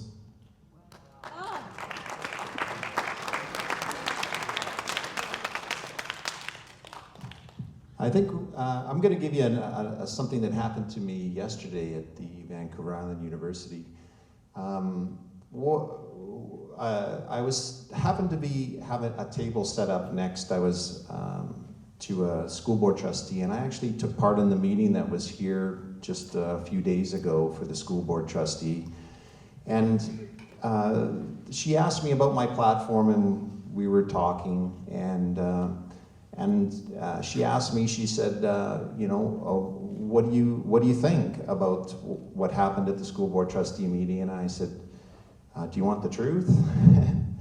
And so I told her, and she decided to get into an engagement about this SOGI. She was going to inform me on what I was unaware of.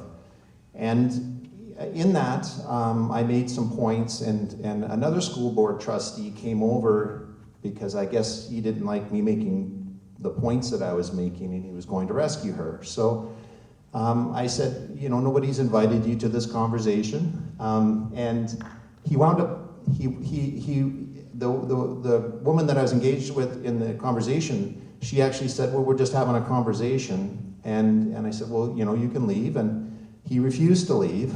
And after she assured him, he left. And what happened after that was the organizers came up to me with a sheet of paper that stated that the VIUs got informed. Oh man, I need to finish this story.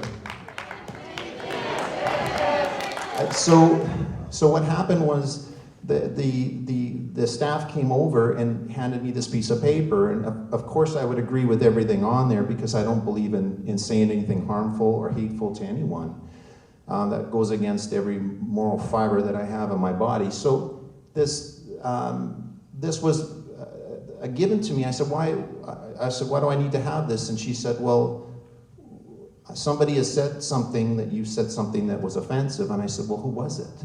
And what was it that I said? And she said, well, I can't tell. I can't tell you. And I said, well, how am I supposed to know what it was, or who have I offended if you can't tell me? She's, well, I'm sorry, but I'm not at liberty to say. She says, now that you've seen the sheet, you're aware of the rules here, and you're allowed to continue on. It's no problem. And I said, well, I have to be able to face my accuser. I need to understand what happened. So she said, no, it's fine. You can carry on here. And at the end of the meeting, I didn't confront. I actually just went to thank the organizers. And I said, this is a very strange thing that happened to me because I was told that I did something wrong, and it was like a smear. And what we were creating in this is a culture of being able to silence people, and that's frightening to me. This is a school. We're supposed to learn. And this needs to be mentioned. We need to deal with this matter because it's real, and it happened to me. It's frightening to me, so I wanted to point that out. Thank you for your time.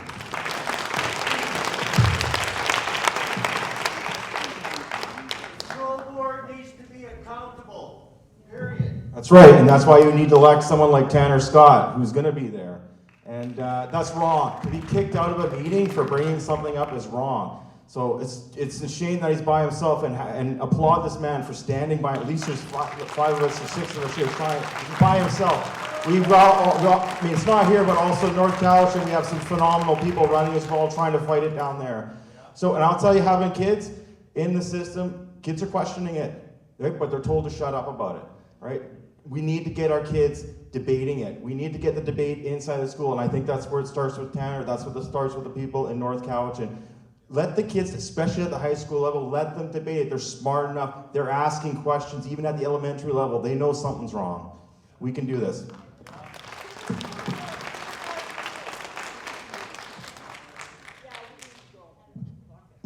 I can't say how much I admire Tanner Scott. This is a man who is up against 12 other trustees who are completely and wholeheartedly against him. He stands alone. That is the symbol, that is the emblem of somebody, of a person of true courage and convictions who is willing to stand alone because he's doing what he believes is right. And I believe the vast majority of people would say he is right. Children should be allowed to be kept innocent. We have to stop sexualizing them. It is essentially what children are being done is they are being groomed to have these kinds of perversions. And again, I seriously wonder why that this agenda is being pushed forward. Again, call me a conspiracy theorist, but sadly, again, since we are talking thematically about the influence of the World Economic Forum and the global elites and the United Nations, all the global elites are very concerned about overpopulation.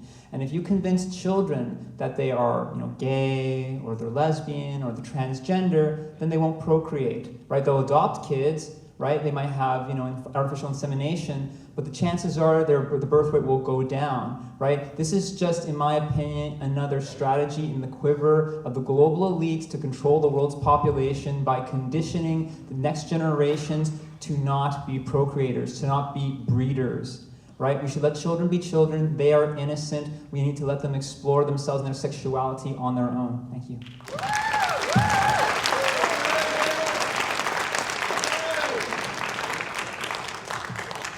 About a month ago, I watched a really interesting video. It was a school board somewhere in the States. The mayor went to address the school board, and he brought up the issue of pornography in a schoolroom, and then he told the school board that if they didn't act on getting rid of this pornography, then every one of them was going to be charged in court. So I applauded that, and I said, if I'm in council and if we have people that are actually going to be thinking about this, we will be empowered to do the same thing. Now, when it comes about, I think the question did pertain to civics in a classroom. I think it belongs. We need to get civics into the classroom. I'm aware of a lady that's actually trying to do a civics course outside of the school system, but I would certainly support seeing that being brought back into the school system. And I'm hoping perhaps Tanner will be the instrument to do that, because he's the guy I would support. Thank you.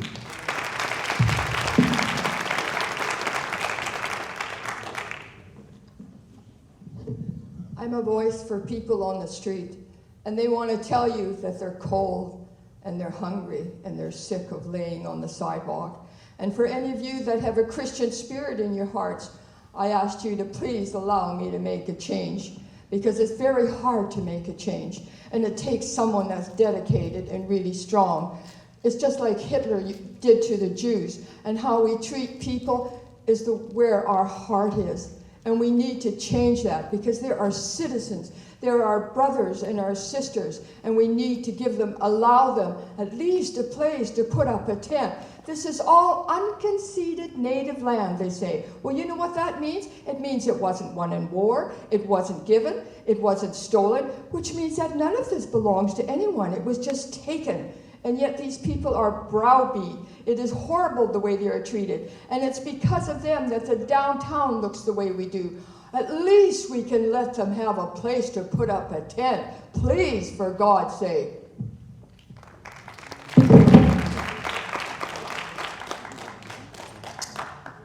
Okay, quick question here, and this is taken from the Nanaimo News Now. There was a survey in a statement here. The city of Nanaimo has done all in its power to attract and retain healthcare professionals to the region.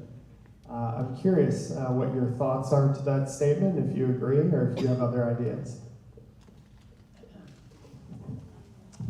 So again, there was a candidate running for school trustee named Faith Mapawi, and she was also a really remarkable woman. She was studying to be a nurse at Vancouver Island University, and the reason she had to stop her studies is because the university insists that all of their nursing students disclose their vaccination status, and she refused to do so. And as a result of that, she was not allowed to continue with her studies at VIU, so she was forced to move to Alberta to continue her studies where that was not a requirement. We have a healthcare staffing crisis, not because, well, again, in part because of a shortage of nurses and doctors, but also in significant part because there are many medical professionals who do not like the idea of being forced to take a unproven jab or anything like that to keep their jobs. I know that this is a controversial issue, but it is real. Forcing people to make a choice between a jab and their job is unacceptable, right? I sincerely hope. Thank you. Again, I know this is a controversial opinion, but if we have a staffing shortage problem in the hospital, it is in large part due to that specific reason. And I sincerely hope that council, whatever power that we have going forward, will be able to put a stop to it. To be fair, I want to be fair, city staff were not required to make that choice under the previous council and the incumbents. They were allowed to, if they wanted to, take 2 tests a week to keep their job, which is quite the inconvenience, but fair is fair. So sincerely hoping that going forward, the next council will continue that policy and do whatever they can to make sure that hospital workers don't have to make that same choice. Thank you. So we've got some tremendous issues now, and God forsake if anyone needs to go to the hospital in the next couple of months. We're at 124% capacity was the last I heard.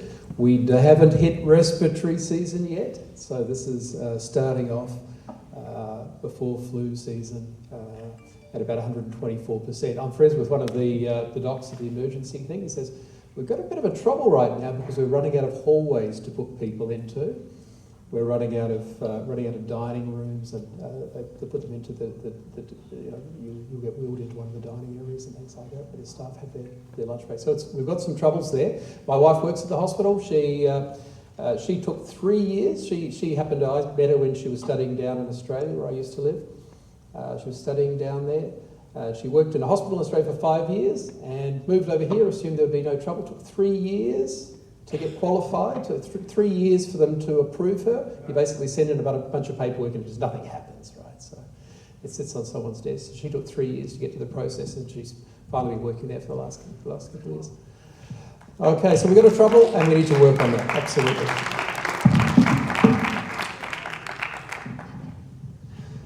From how I understand it, the top paid for a nurse is $125,000 approximately a year.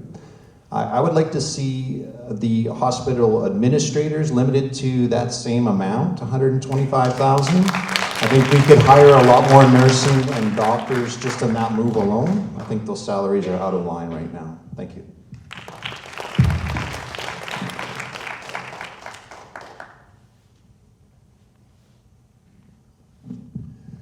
When I lived up north, we had a doctor shortage too.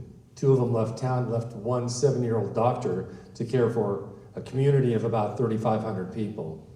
Little tight, little tough on him too, trying to get some sleep. Just when he thought he got to sleep, he'd be called out for emergency, an accident or something like that.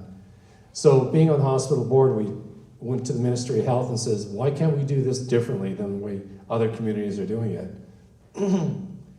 So we lobbied to get salaried physicians up there.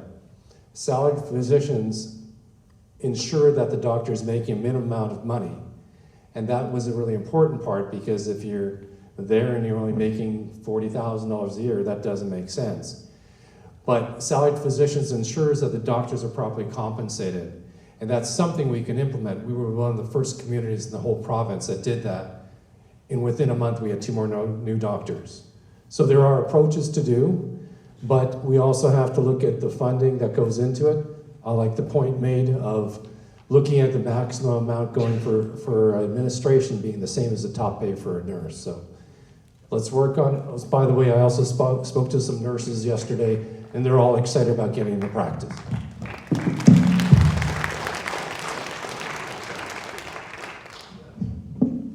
Asking an engineer how to take care of doctoring and stuff. This is a really tough one for me, but Nanaimo is such a great place. I have no idea why a doctor would not want to move to Nanaimo.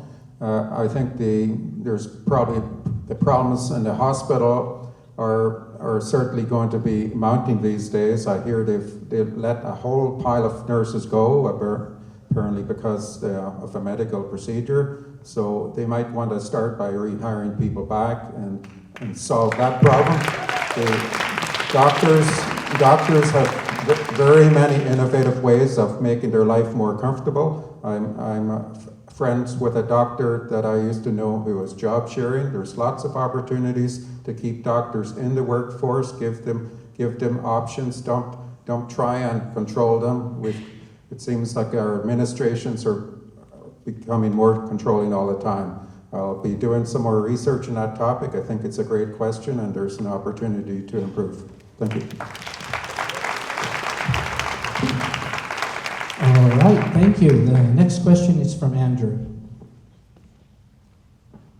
Hello, Council, and I want to start by apologizing to Ms. Brunie. This question is not for you. Now, the other council members, I do have a serious question for you about mental health. The idea of being a second-generation business owner here in Nanaimo of 26 years. My family business is near one homeless camp by Beban Park. The other one is down by the Island Highway where the old white spot used to be, where our home is. Anything we have outside is gone each night. I don't care if you're a homeless person walking down the street with a barbecue or somebody else's hard-earned whatever they've got.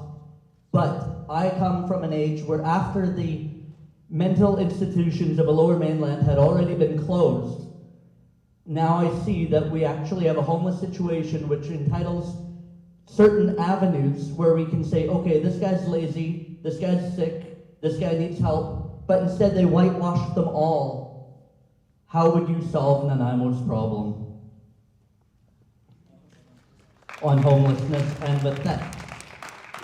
First of all, where I live, I have to deal with the same problems. You know, we get broken into, we get neighbors that get stuff stolen all the time. First of all, I agree, we need to get the institutions going again. People need to have a roof over their head, medication, they'll get the psychiatric help they'll get. It worked in the past, right? You know, so let's start working. Instead, we've put them on the street and we've said everybody else has to deal with it now, right? And second of all, if we enforce law and order, we're gonna get people that commit crimes off the street. And I'm telling you, being around homeless people, they're not all bad people. They don't all have mental health issues. And you know what? They suffer from the criminals too. It's gonna make their lives better. It's gonna make our lives better. Law and order and reopen the institutions, and we're gonna see things clear up. Thank you.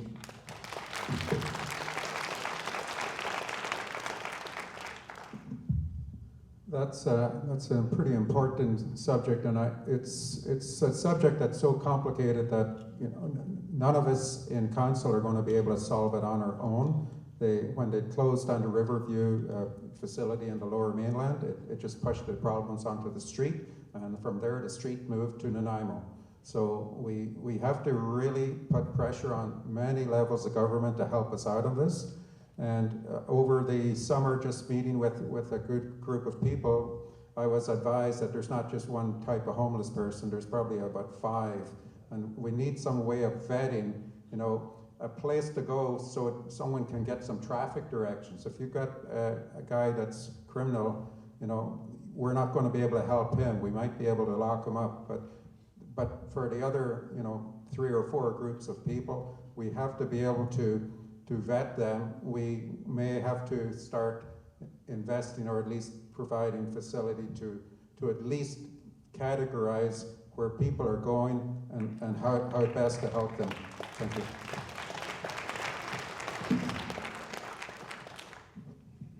I agree with a lot of my fellow candidates here as well. Riverview absolutely needs to be reopened. We have a mental health issue. That would take some pressure off the city police and bylaw, but most importantly, it would get those people the professional help that they need. We need to 100% lobby the provincial government to make that happen. And I think that if we declared this, instead of as I alluded to earlier, instead of a climate emergency, if we had declared a mental illness, homeless, crime emergency, we'd have more weight and the media behind that in order to get the pressure on the province to reopen that facility and help these people. Thank you.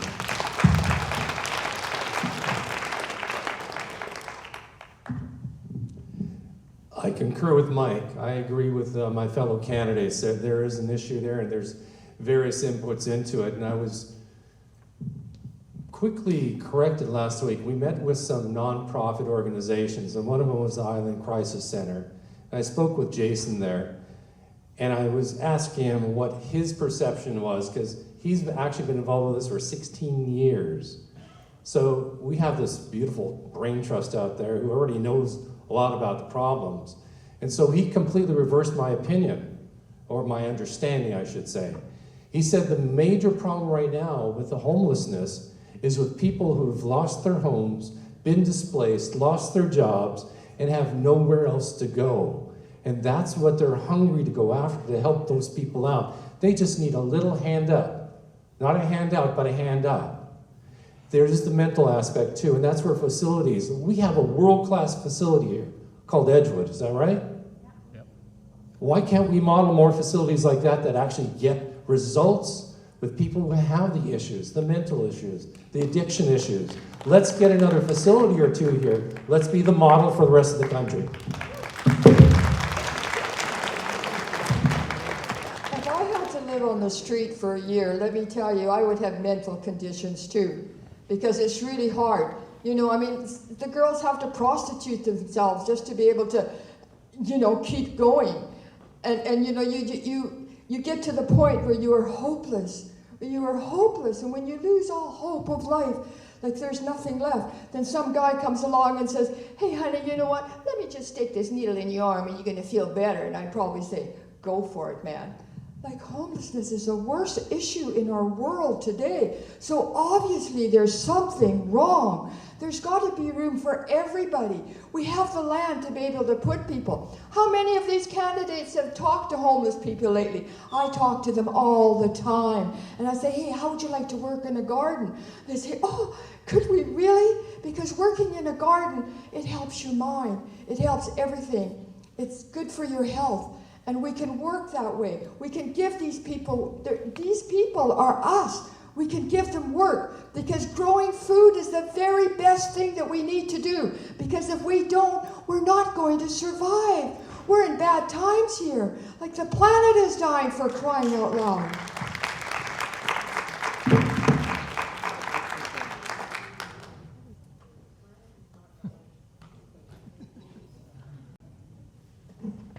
There's a really interesting map you can look at that just correlates where we have the really high issues with homelessness and the associated drug and crime. You associate that with the types of policies that are put in place in these various cities. So we have very bad troubles, not only in Canada, but if you go to San Francisco and Los Angeles and Seattle, Vancouver, you see a lot of significant issues, and a lot of the states say, well, maybe it goes back to the fact that these are very hyper-liberal type governments in these areas, and they're not promoting the sort of policies. I mean, we don't have there are some, but it's not as bad in places like Alberta and things that have more conservative values. I think there needs to be an emphasis on policing and crime reduction. And when small offences occur, they're still offences. I mean, we have to, I've got a business downtown, and it's something that we have a lot of people who are afraid to come downtown. We'll lose clients because they're not going to come downtown because they're concerned about crime. Even small crimes, someone shoplifting should be prosecuted. Even small crimes like minor assaults and things should be prosecuted. And that will help resolve some of these issues.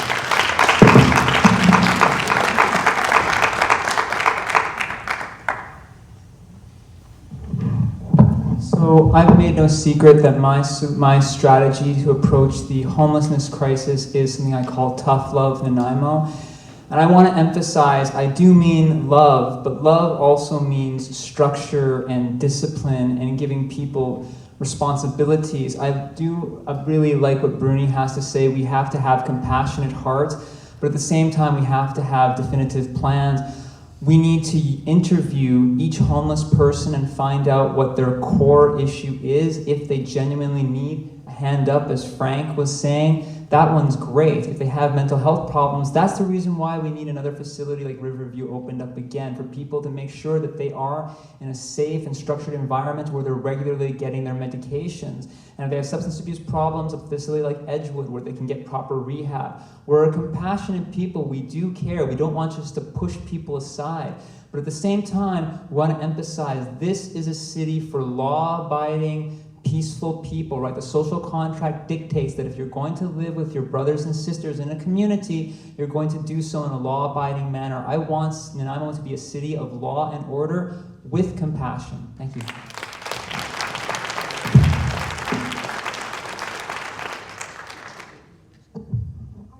I'm sorry, but we don't need to interview each homeless person. You know, we just need to be able to let them be somewhere, give them showers so they can get cleaned up, and then the social workers and the addiction people can come in and help them.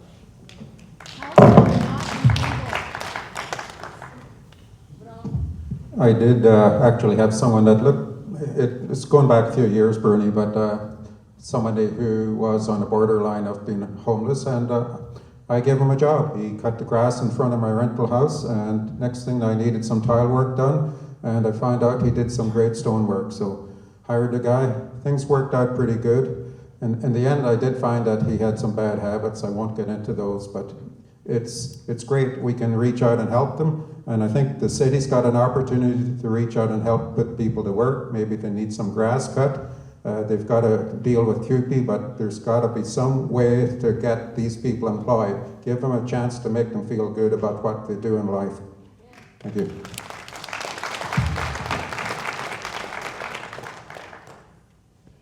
Candidates, we have a question here for Daniel.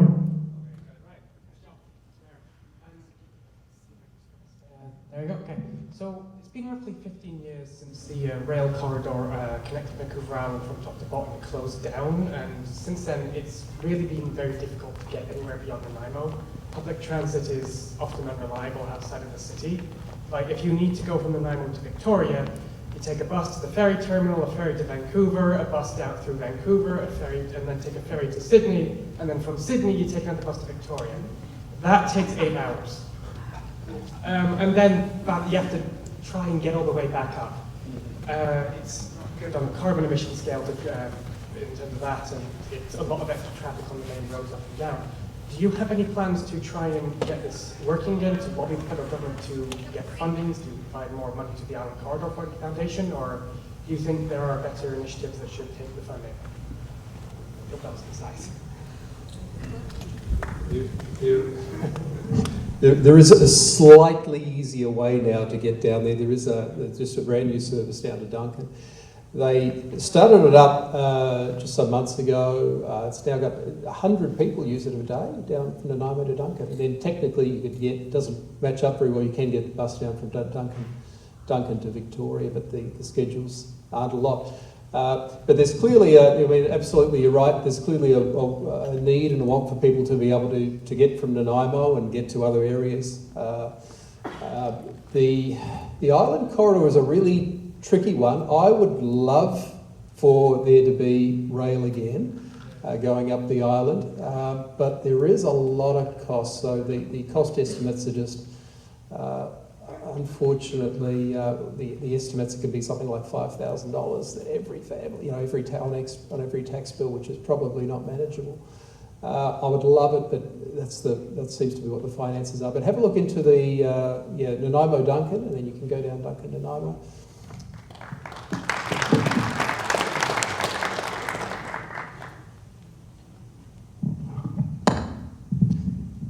We're full of imaginative, innovative people. It doesn't necessarily have to be a railway. So why don't we ask the people, for a competition of sorts. What can they come up with? What kind of numbers can they come up with? As a backup plan, a lot of people don't realize it, but when the island of the Vancouver Island joined the province of British Columbia, there was a treaty made. And part of that treaty included the maintenance of the ENN railway by the province. It has been hush-hushed, covered over, tucked away, and nobody's paid attention to it. We can hold the province responsible for it. But who's got the cojones to do that? You do. Thank you.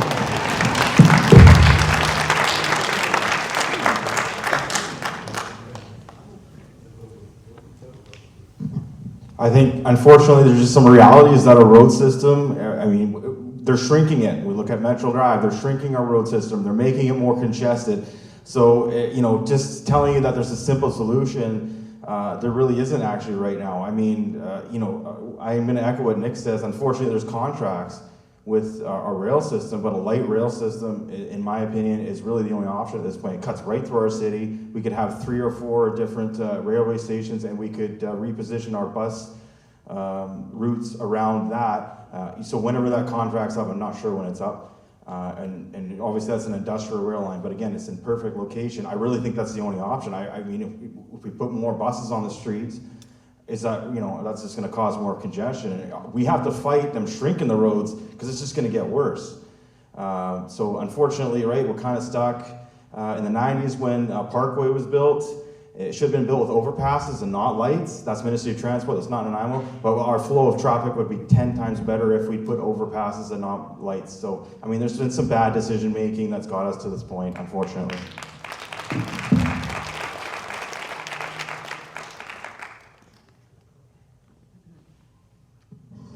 Again, it's nice to talk about pet projects and how we're going to spend money on things easily and casually because, you know, we want to save the environment, so to speak. And I do like the idea of light rail, and it does work really well in Europe, but again, it's the cost that's really important to me. So again, I'm going to emphasize, encourage your council to give you an app and a website which will show you exactly how your tax money is going to be spent, including projected projects, right? So a project like the light rail sounds wonderful. How much is it going to cost? Oh, it's going to cost $200 million. How much will it increase my taxes? By 12% or so. It's like, okay, that's a lot of money. So we have to put a price tag on all our projects and all our ideas. Light rail is a great idea. Another idea for increasing transportation, actually, and credit to Paul Manley for the idea, I had it as well, is introducing shuttles. So instead of full-size buses, small shuttles, right, which can travel more frequently with fewer passengers, less carbon emissions. That would increase the amount of times people can catch one and transport themselves. So there are solutions out there. Thank you.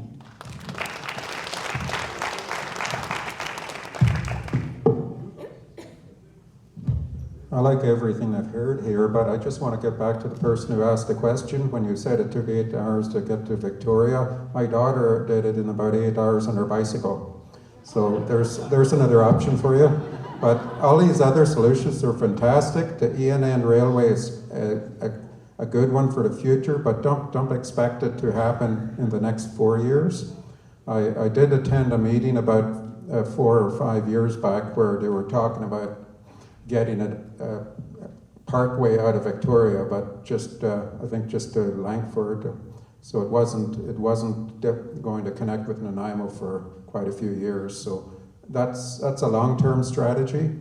The other ideas that I like is that with shuttles and that you can certainly become a lot more efficient. We've got apps today. We just have to be smart.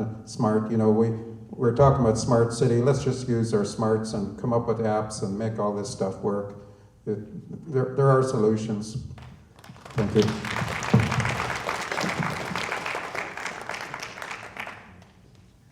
And candidates, we have a question from Jen. Hi, nice to meet all of you. You sound like a great team right now. I have a question. If something is going through City Council now and it's disastrous, can it be changed, stopped, halted? It's regarding this 5G stuff. There was 3 properties that were bought right across the street from me, 80 acres, and it's a Chinese investment company that's come in. And they just said at first, oh, we just want to build a little data center in the back. No one will see it. And they threw a lot of money at these owners. They said they've been approached before, but this one just made their eyes like roll backwards in their head, and they just signed and ran. And then after the deal's gone through, then the company came forward and said, we want to build a 3-story building, wipe everything out of the 2 of the properties, it's 5 acres. It's going to be 3 meters from the road off East Wellington. Go see the sign right beside the Cavalotti. And it's going to be running 24/7. There'll be super security, which will be lights and everything. But we enjoyed moving out there. We used to live out of the Departure Bay, and lovely spot. But the wind blew this way, and at the time from Winnipeg, the pot was just going every which way, and I couldn't stand it. My daughter couldn't go outside to play with her bunnies and stuff because everyone was growing and smoking it. So we thought, we'll move out of town. Now I'm getting used to it a little more of it, but you know. But now it's going to cross the street from me. I'm thinking, oh gee, I'm so glad I don't live near a 5G tower, because they were showing those little machines that show the radiation that comes off the towers that are now. My dad in Winnipeg used to fix airplanes, old airplanes, and then he got into the 2-way radios, and he managed to make some deals in Winnipeg, right at the center of Winnipeg. I didn't know he knew so many, knew the Richardsons and stuff. But way up on the top of the tallest buildings in Winnipeg, he got to go put up towers to help with his communication taxis, pizza delivery, the radios. And sometime later, somebody else was up there and said, you know, Art, you can't go up there next to these other towers, and because he knew how to wire and fix things and add stuff. They said, you're going to be radiated. It's just like going in for an MRI scare. We have to put the gown on, the lead, suit up. And he's like, well, no one told him, because that was his own business. So now that's going to be going in across the street, possibly from me. They had the 3rd and final meeting at the end of September. I don't know the results, and my stomach is just turning. What's it going to be? How do we reverse that? Because they want to change it from AR1 to high-tech super industrial. It was the changing of the zoning. So Mr. Frog was really for that.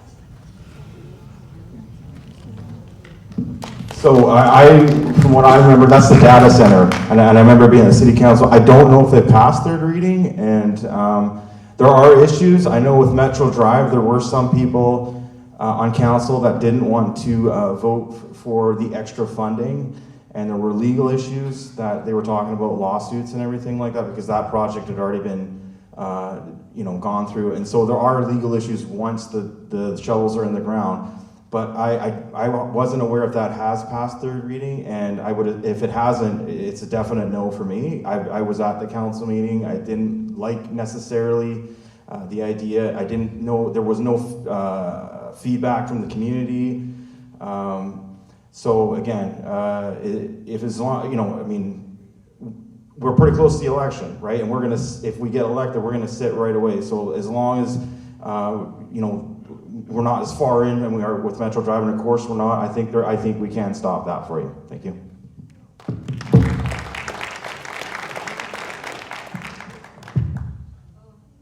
I don't know what you meant when you said there was no feedback from the city. Like, we had really, it's absolutely hush-hush. Like, when it first made the deal, just a couple neighbors right across the street got a letter, only from the developer that, and the rest of the City of Nanaimo website had nothing, like you couldn't find anything on it.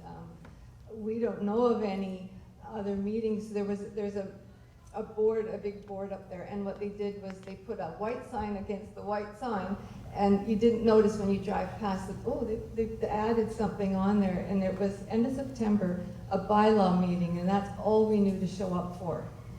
I don't know of anything else, and we all were fighting it, saying if this is going to be running 24/7, the sound and the noise and the, what's radiating out of that.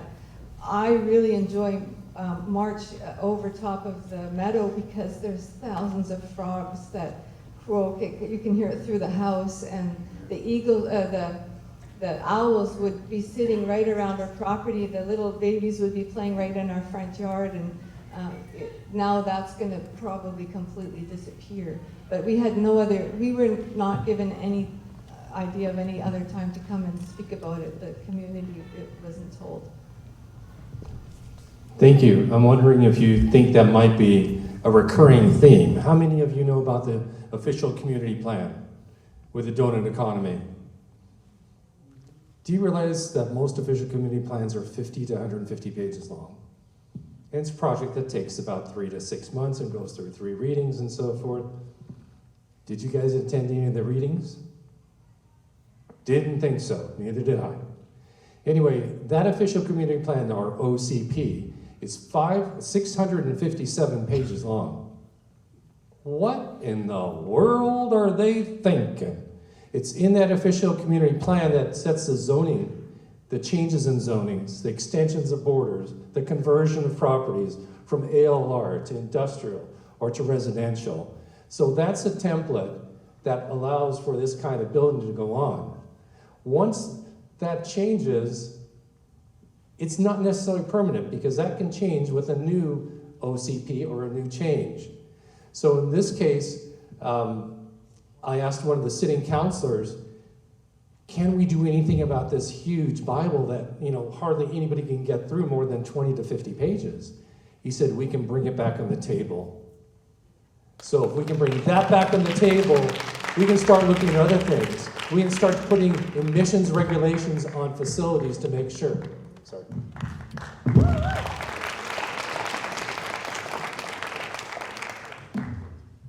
Just further to bringing the OCP back on the table, I think it's really important that we concentrate on why one would even need to build a facility like that. They obviously need it for 5G. Now, I attended a safety meeting up in Qualicum back in July about the hazards of EMF. They were only talking about 4G, and already it's well documented on all the health issues. So there needs to be a concerted push on the health side to slow down and in fact turn around this move to encapsulate us with 5G all around our city.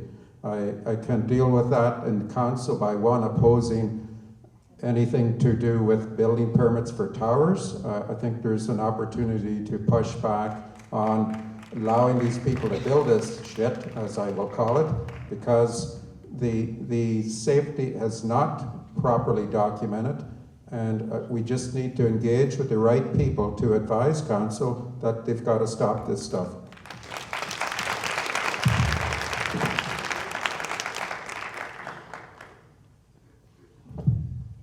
Once again, it brings to light we need transparency from our government.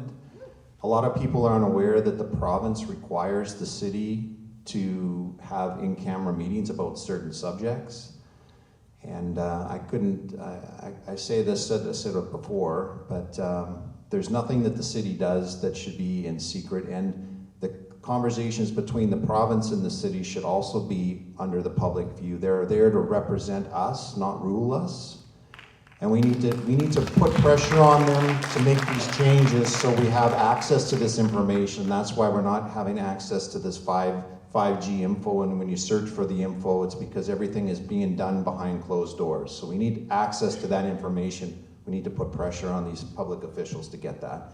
And if I'm put into council, I will be advocating for that strongly. Thank you.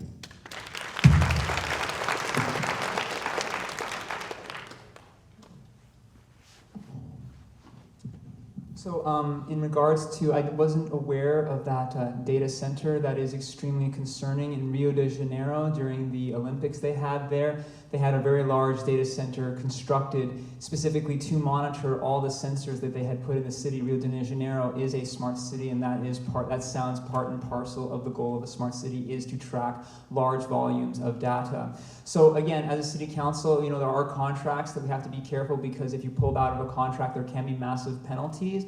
But if there is an opportunity for us to stop one of these projects without massive consequences to the taxpayers, I will definitely be voting in favor of that. I get extremely concerned about these sort of initiatives, which supposedly speaking are, to make the city more efficient, more green, more sustainable, save the planet. This is why I want to have an expert debate, right? These are complicated issues. fair enough. Let's bring in 2 experts, one in favor of the 5G idea, one opposed. Let's have them both argue it out, have them answer complex questions from the citizens, and that way people don't have to read through 657 pages of a huge document to understand something. It can be digested down into a contrast of opinions by 2 very smart experts. We can do that. It doesn't have to be costly to the city. We can invite people. There are plenty of experts around, Canada, in the world, who will do it gratis. Thank you.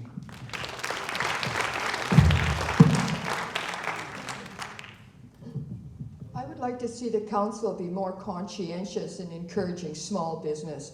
Being on an island, we have many artists, just people doing wonderful small things, but they can't afford to have a great big building of their own, doing things more cooperative. Like the downtown is really put down. Like what about that big ABC building? How long has it been empty like that?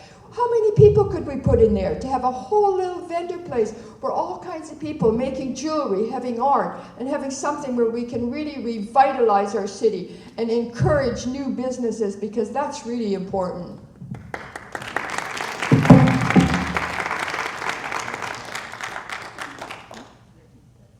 Candidates, we have a question from Robert.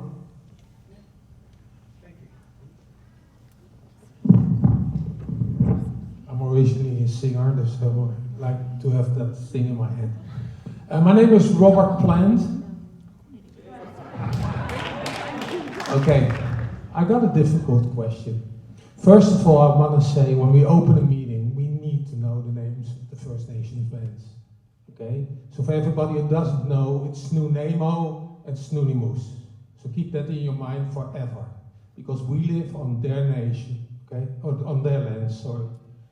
I got a question about it. I heard nothing about our First Nations. They contain about 30% of the street people, 50% of the alcoholic, 80% of the drug addicts. I want to know from you personally if you are involved in Sietsus. Secondly, which is attached to that question, what would be your personal idea for reconciliation? That's my question. Your private, personal idea to contribute to the reconciliation process. Thank you. Yeah, so unfortunately I did gain a bit of a reputation when I spoke out in the town hall meeting on September 28th in regards to my feelings about, the fact that before every single council meeting, it said that, we are on the unceded land of, my apologies, I'll do my best, the Nanaimo First Nations.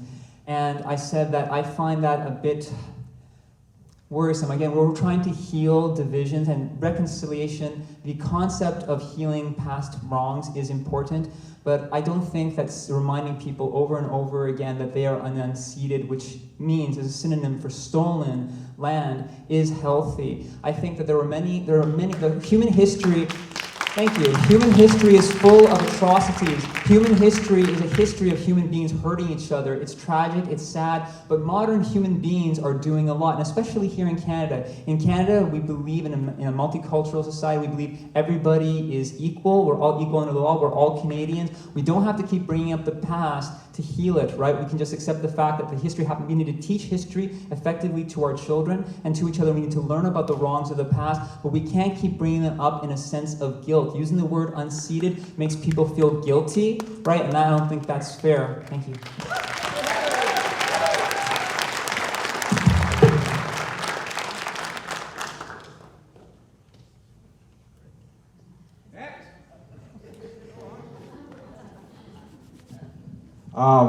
I think it's important to have good relationships with our First Nations community.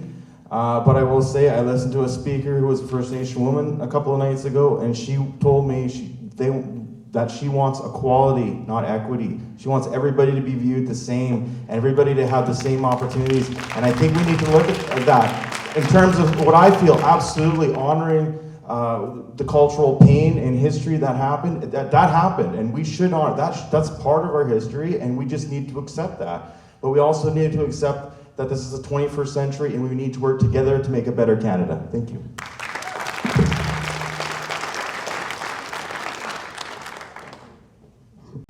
My great-great-grandmother came from the village of Seysetson on Newcastle Island, so this is my ancestral land.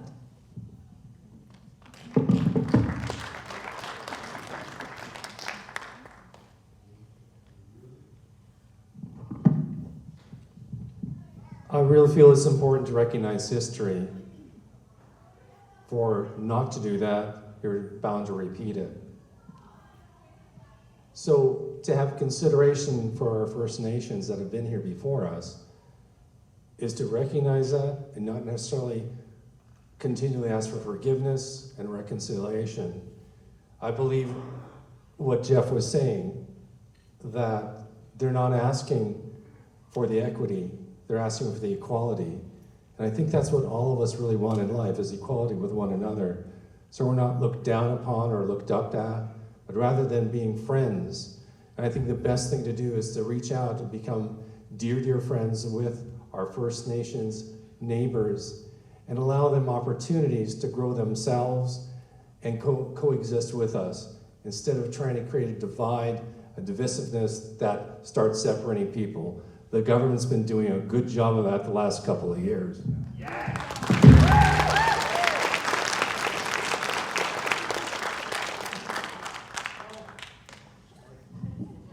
So I think we need to do a lot as a city, and we need to do a lot as people to respect all races. I don't think any particular race needs to be given any particular preeminence. We need to respect and like everyone, no matter what their history and background is. The concern that I have from the city, and it's a concern that was probably I mostly have with Justin Trudeau, is there's a narrative of victimhood, which I don't think is healthy. And when you tell someone over and over and over again that they're a victim and that they're required to rely on support or handouts, that they it doesn't do something good to your soul, right, to be told that over and over again. In fact, it's a form of abuse in itself to tell someone over and over again that they're a victim. I think our First Nations history is something, sure, we can celebrate it. Let's not continually speak to them as victims. Let's treat all races, let's treat all backgrounds as equal, and I think that would be a great place to start. Thank you.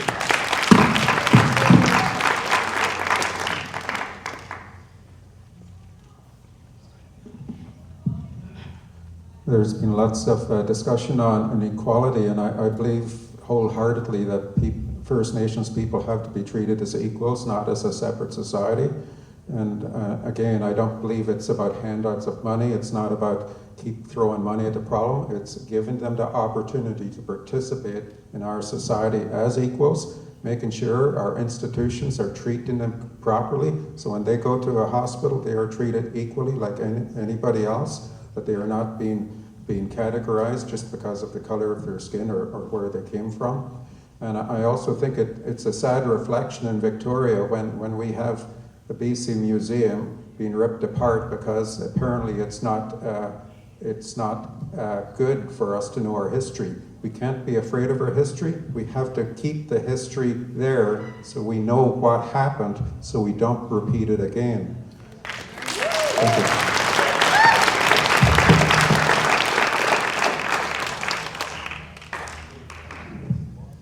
I think Canada's, when people talk about Canada worldwide, it is recognized as a nation that is accepting of all cultures and races, etc. And I think that we need to look at our history and embrace that and honor that. But I think that this idea of separating people into groups is not to the benefit. I think we are all Canadians, and I think we need to work together as one. Thank you.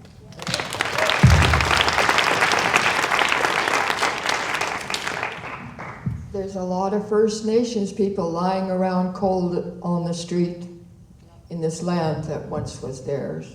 A lot of others too. Pretty sure it's God's land. Okay, we have a question here from Serena.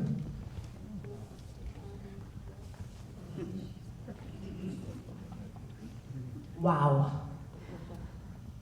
Wow, what a time for me to step up to the mic following that. Wow. And I understand I'm here to ask a question, but it's taking a lot for me not to shed tears on what I just heard from a lot of people in a lot of different ways. I am the Nihu Esqueo that he quoted up there earlier on. And I thank you for that. And I do want to just briefly, because there's a reason I came up to the mic next after that question. I am the one who said I believe in equality and equal opportunity for all and not equity, because equity victimizes and is damaging. I'm the one who spoke those words. But I'm also the one who spoke the words that we continually perpetuate these same sins of the past over and over and over. And this is a demonstration of that. Where are our incumbents? That's right. Why are we having voices excluded from debates? Why are we having people told that based on their views and who they are and what they stand for, that they don't have a place on our boards or on our school boards or on our councils or as our mayors? We are continuing the same sins of the past and the same ideologies. That's why we revisit the past. It's not about shame. It's about learning so that we can stop repeating what we continually repeat and the impositions that we continually put on other groups of people. It doesn't matter if it's the trans community, the First Nations, or the freedom fighters. It doesn't matter if it's about your medical choices. It's all the same ideologies. And so don't you dare clap and say move on. Instead, let's say, what can we do to change it so we stop repeating it? We don't need victims. We need change. And I did come up here with a question because I understand that I'm here to ask a question, but I needed to address that first.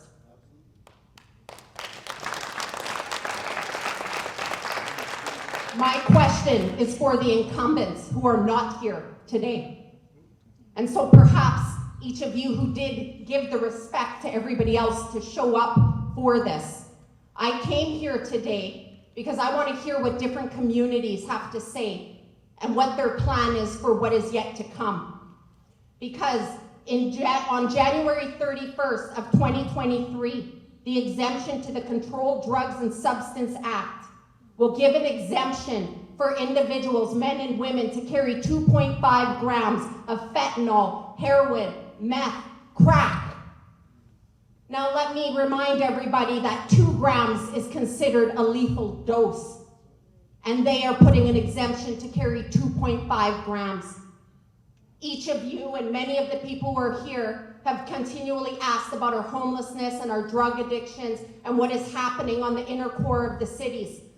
That's not just an issue for this city, that's all of our communities. And I understand that this is a provincial thing, but this will affect each and every one of our communities. So when we go to something like donut economics and we go to that inner loop, which is all about the social foundation, that's our housing, that's our social programs, how is this exemption going to help what is coming in and the issues that we're already dealing with? And that, again, I repeat, was a question for our incumbents who were bringing in the donut economics. However, as potentially our future councils, perhaps you will sit with this, and if you feel like answering, you're welcome to. But again, as I said, this was for the incumbents. Thank you.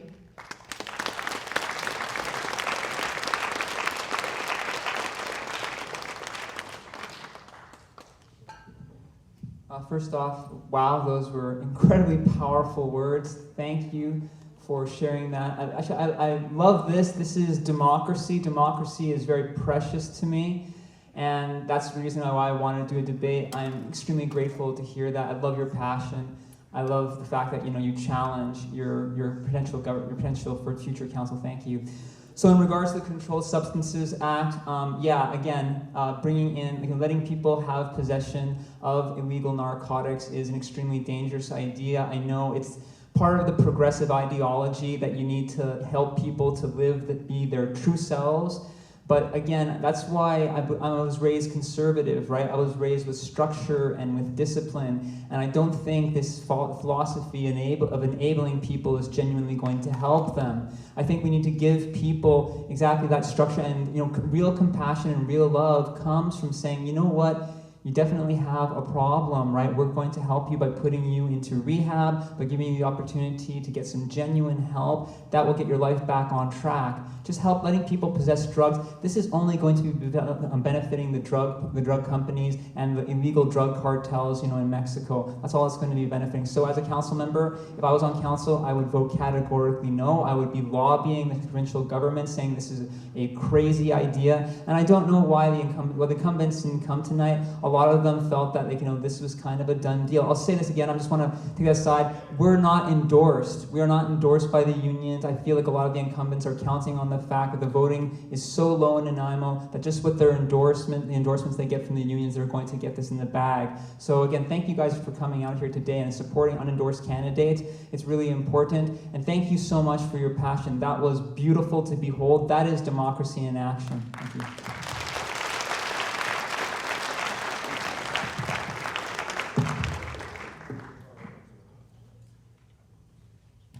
Yeah, thank you, Serena. That was amazing. And also, I would also like to acknowledge Brunie. I mean, she's given us an alternative perspective. Unfortunately, no one else showed up to do that. So can we just appreciate that for a minute? And well, of course, and Nick, but just that, I feel like Brunie's given us a little bit different perspective. I would have really liked if other candidates had done that. Would have been nice. My libertarian heart says I think everybody should have the right. I think it needs to be behind closed doors. Public drug use, I see it all the time where I live. I don't like it. It's a crime. It should be a crime. But I have to also admit what my wife says, and she's got me onto this, and I never thought of it like this, that why do they keep giving people opioids? Why most of the fentanyl comes in through our port of entry. Why is that not blocked? Why aren't we dealing with that? What's going on? Like, is there something more here? We've kind of been through 2 very questionable years. Maybe we should be asking why it's so easily accessible to get people addicted to opiates. Maybe we should start asking that question.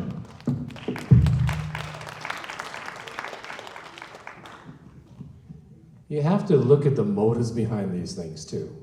Where is the directive coming to the provincial government to make a judgment call like this for the people? Did we have a voice in this? I certainly didn't. I never even knew. Serena, thank you for bringing it up. I had no idea. This is terrible. And I agree with my fellow candidates here. I would be 100% behind it, or against it, pardon me. Because usually what happens is one thing is going through, something else is being slipped underneath the table. If you hadn't noticed, that's how legislation works these days.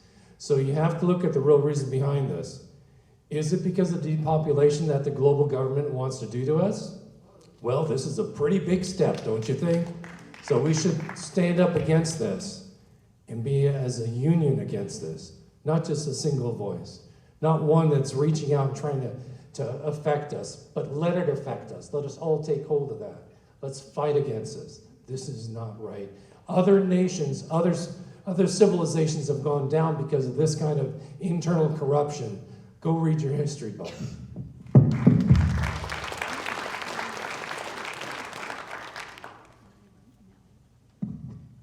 So I agree with the approach here. What we do need to accomplish, obviously, in council somehow is finding a way to help solve the problem. And perhaps one good way to start is by any institution that is helping people with these addictions that have some firm rules in place so that they are not allowed to bring that quantity of substance on site. For instance, we have a provincially funded accommodation for people here on just down off the where the I guess where was it, by where the old restaurant was in the center of town? What's it called?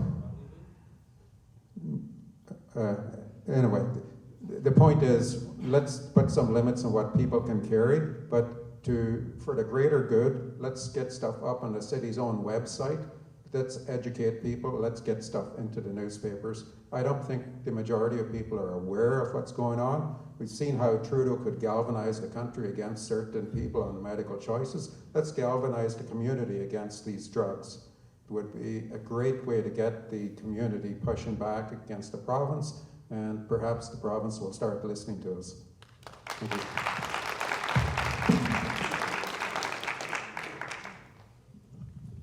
Thank you very much, Serena, for pointing out the fact that the incumbents didn't show today. I think that what's going on with the world is we're losing our ability to have a conversation and discuss matters in a responsible manner. That just goes to show you how ineffective our current council is that they could not come here and have a discussion with us. So thank you for pointing that out.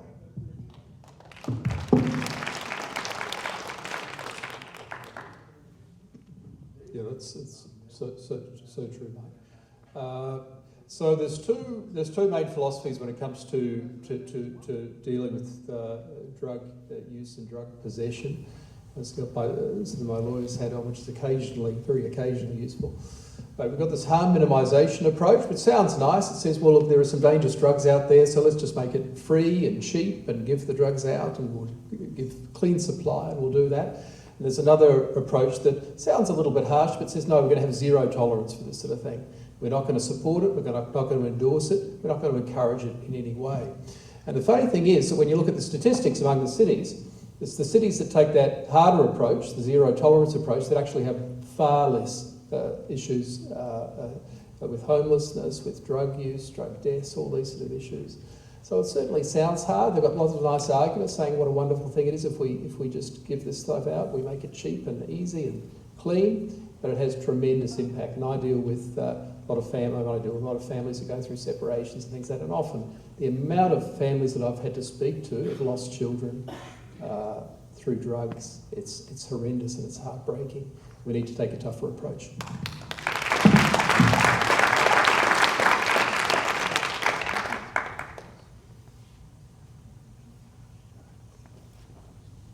Hi, I do have a question, but I'm hoping you'll indulge me here, because after Serena spoke, I really want to bring this up. I honestly feel history doesn't just repeat itself, it is repeating itself. And we haven't learned from the past. We haven't learned, people were told it's okay to hate somebody because they're different than you. And that's where the whole problem started with, because people listened to that. We're back in that again now, and it is being forced upon us. And if you can open yourselves up to, we don't hate each other here. If you can open yourselves up to understand that this has been in the works for decades. It's been in the works. There's been so many programs, I could go on and on and on about how it started, where it's been institutionalized. But it stems from the World Economic Forum. And if you want to inform yourself about it, because we are the test city here in Nanaimo for it. This is the most important election in your life. If you want to know what's going on and get more people out to vote, you can go ahead and take a look at, just go to YouTube and look at, ask for Serena Freedom Bear. She did an interview, and it's very succinct. It explains the whole thing. It tells you exactly what the donut economic financial policy is going to do to our city. It's going to destroy it, because it is a mechanism for destruction. And once you can go in there and look at it and get a brief understanding, you might be more apt to go out and get people to come to this city, come to the vote, and try and stop it. My question was, I went to the council meeting to try and stop bylaw 6600, which is the OCP, not 666, but 6600. And I brought to the face-to-face with Representative Gaselbright, who brought it in. I brought my mother's tax documents. She's been here for 60 years in the same little house. Pretty well no improvement. She did do a kitchen, but her taxes went up 32% last year. She's 92 and on a fixed income. And my thought was, well, you know, if you're representing the people of the city, what can you do about it? Because you're creating homeless here. She's not going to be able to stay in our house, and young kids that we want to come and build the city up aren't going to be able to afford to buy a house, so they're going to leave. And he looked me straight in the face and said, you know, we're lucky enough right now anyway in Canada that we're free to move from province to province. So if you don't like it, you can leave. So my question with all this to you is, are you going to put citizens first instead of ideology? I'm sorry, I'm ideology. Instead of outside influences. Thank you.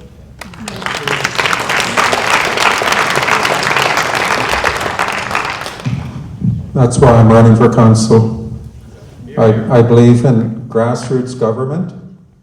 I feel that in the events that have transpired in the past couple of years, that the government overreach has been coming to the point where now our councils are being told what to do by senior levels of government. So I'm at the point where I say, here, I'm not in it for the money. Council members don't make very much money, and I have no idea how much time I'm going to put into this job. But the point is, I'm here to work for people to keep this place affordable, to keep this a community that I want my daughters to live in, or at least to come home to me when I'm still here. And I don't want to have to leave Nanaimo to go to a place that's less affordable or to escape 5G. I don't want to be attacked by the junk around us that we don't need. So I'm just going to be pushing back. Thank you, Mr. Crow, for not showing up. Just want to point out that I'm an unendorsed candidate and free of any bias to any organization of any kind. I'm here to represent you, the people, if elected. One thing that I think that is important to point out here is that I used to blame the legacy media for not informing the people, but from the questions that I'm hearing from the crowd today and the responses that everybody's been having up here is that we are the news now. It's our responsibility, knowing what we know, to continue the fight and push this to people's eyes. People need to see this for what it is. We need to protect our city and protect our families, protect our country. Thank you.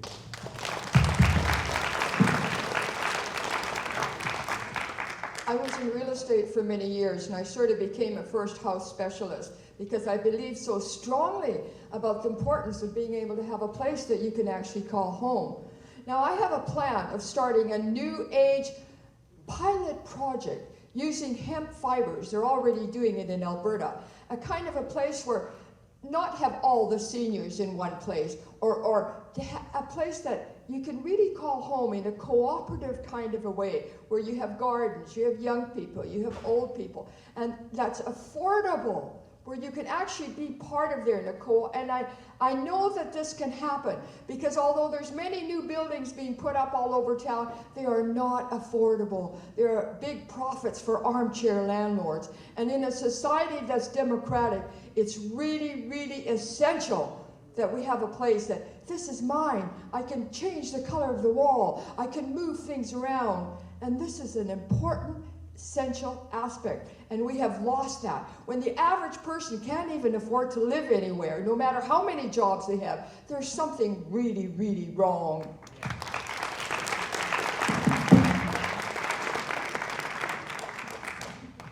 I believe in order to stop this, we'd stop the spending.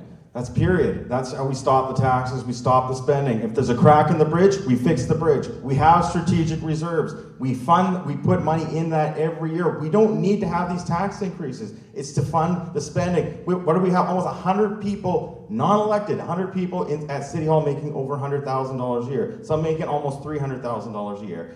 We need to stop the spending. And another thing that no one's talking about, we need to batten down the hatches.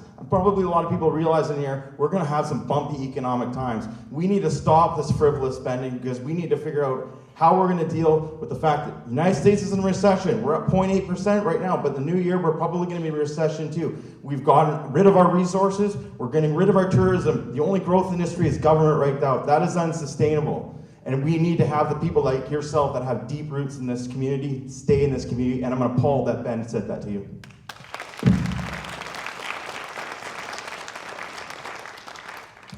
You're here, Jeff.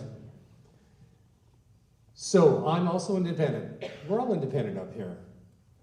But we're of like-mindedness. And our like-mindedness is behind the people. One of my platforms is basically to empower our community with what they used to have. We used to have committees out there that were made up of public individuals who would actually go through proposals, go through motions in council, and get the community involved in the decision-making there, then bring that result to council. That disappeared a while ago. We're missing the link with the people. We're missing the link with the brain trust. I call it the brain trust. How many of you have had a lifetime of education and experience in a variety of fields, from medicines to mortar, from education to flying? All that matters. Tapping that, I was blown away when I was in university and had a 7-year-old man just fill me full of information and insight. We have so much to be offered by our senior trust, our brain trust. I want to reach out and tap into it and make that a regular part of what our council does.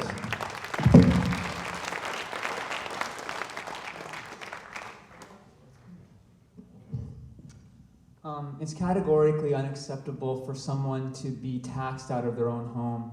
And this is a direct result, exactly as Jeff was pointing out, of the city's reckless spending. Canadian government, like the federal government, is to blame for that as well. But the municipal government seems to be following the exact same model. Again, I call it a Trojan horse, right? In the spirit of sustainability and saving the planet, it's all about all these spending projects that they want to do, like Metro Drive, which is extremely over budget when they could have done it in such an inexpensive fashion. Instead of the fancy bike paths, they created just a simple white stripe, white lines, and it's basic landscaping. It didn't have to be so costly. So the city really can rein in its spending, keep taxes under control, right, and not have to tax people out of their homes. This is something that we will do. So. Again, that's what I'm just going to reemphasize again, the my tax money. I keep belaboring that point. I'm sorry for that. I sound like a broken record. But even if I don't get onto the council, I just strongly encourage every one of you to demand that from your council. The information is on the website, but it's really hard to find. That's stealth taxation. That's government by stealth. When a government's supposed to be, as upfront to the people as they possibly can. The technology's there. There already is an app, Recycle app. Thank you very much. I appreciate it.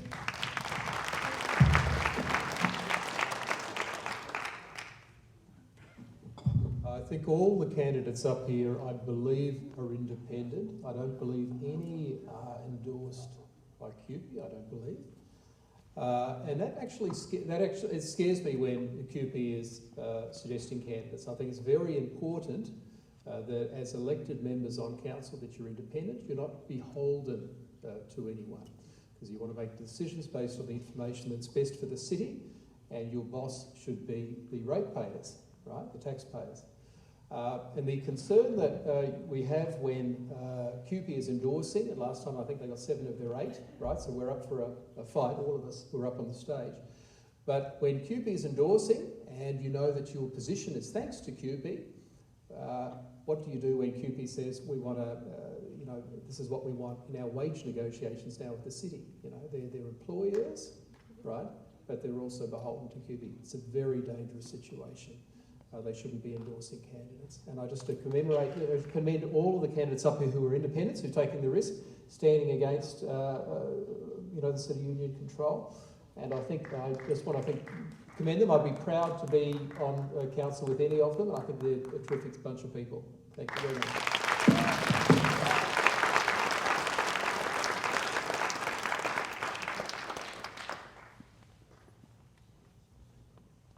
Hi.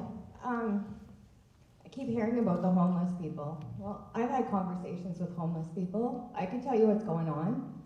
We have nurses going around with little coolers, injecting them with experimental medication, as we like to call it, but no better. And they give them money to do it. They're not ID'd, first of all. We know that many people are dying from these experimental injections. And I mean, there's the Pfizer release, 1,800 side effects in that Pfizer report that was sent to a lot of the candidates not here today. We also have Bill C-7, which if you're homeless, all you have to do is apply for the suicide pill and the government will kill you within 10 days. So what I would like is maybe somebody doing some statistics on why our homeless people are dying and take out the fentanyl. See if there's any other causes. Are they having blood clots and strokes and all the other things that our family members and the people we care about are having, but we don't want to talk about? What will you do to bring the education forward to the people so they get the truth? This is not informed consent, it is murder, and it's happening amongst our homeless population the most. This is a eugenics program. So everything that you guys are talking about right now is fine and dandy, but when they're all dead, why would it matter?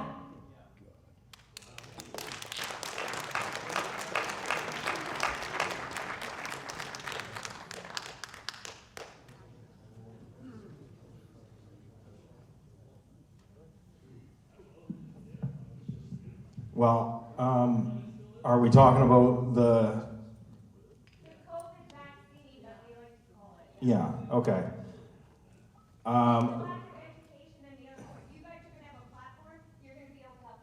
Yeah. Yeah, and so I'm unvaccinated. I haven't made it a big part of my platform because I want to represent everybody. All I can say to that is it should be choice. No one should be forced, homeless or not. Well, exactly, but.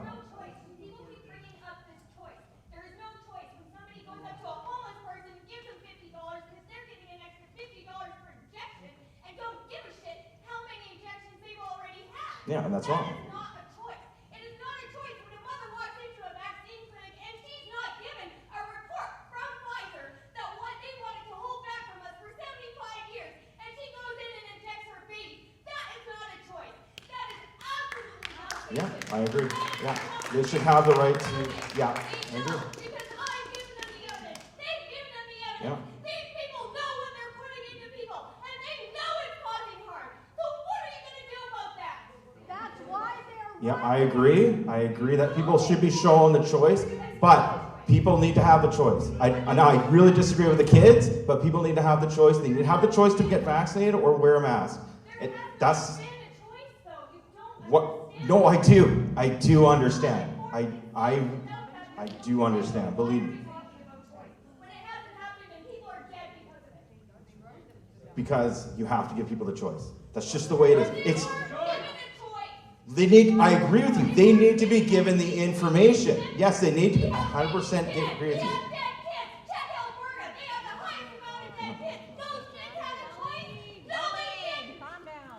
There's 10% of us. There's 90% of them, okay? We have to let them have the choice. I agree with you with the kids. It's awful, okay? But they have to have the choice. They have to be given the information. You're right. They weren't given proper information. I agree with that. The people that were forced because of their job, yeah, they didn't have a choice. That was forced. That was forced. The people that did it from January till, say, September, they made a choice. There was still information out there. There was still information out there. It might have been censored, but there was still information. I, as a politician, I'm sorry, I have to stop. I have a relative who was vaccinated and almost died, okay? Yeah, that happened to me too. I can't go to somebody, I can't go to 90% of the population in Nanaimo and say, you're going to get your vaccine taken away from you. They're not listening. Have you had the conversation with them? I've had the conversations with them. They are not listening. So then we force them not to have one. I agree with you. You're yelling at me and I agree with you. I agree, education. Because after the education, they need to be given the choice. It's okay, John G, it's okay. No, it's okay. No, it's passionate. Look, no, you know what? No, it's okay. Hey guys. Okay. Just one, okay. It's okay. Let her be passionate. It's okay.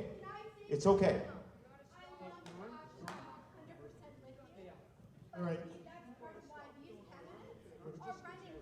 I know, but she's part of that community. All right, folks, we're just going to bring this back on track here. I'm sure y'all are going to listen to me right now. And thank you all for being so passionate. And we're just going to bring this down, please. All right. This whole virus thing is a very, very scary thing. You know, when it's pushed upon people, it's a very, very scary thing. And I think it should be up to each and every person. You shouldn't lose your job because you don't get a jab. I did not get a vaccine. I have a strong immune system because I don't put stuff in my arm. Never. And that's the way it is for me. But if somebody else wants to take it and feels good about it, they should be able to take it. That your body is your own. And you should not lose your job or your position. There's doctors, lawyers, nurses who left their job because they would not take the jab. So obviously there's something wrong with it. Having to do a worldwide thing, bang, bang, bang, everybody's got to take it. If you don't take it, you're a bad person. Oh, there's something really, really scary about that. It just does not feel right to me. If you want to take a vaccine, you take it. It's your body. But I know I'm not ever going to take it.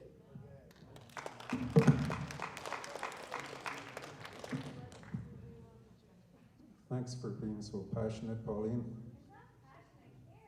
I know you care.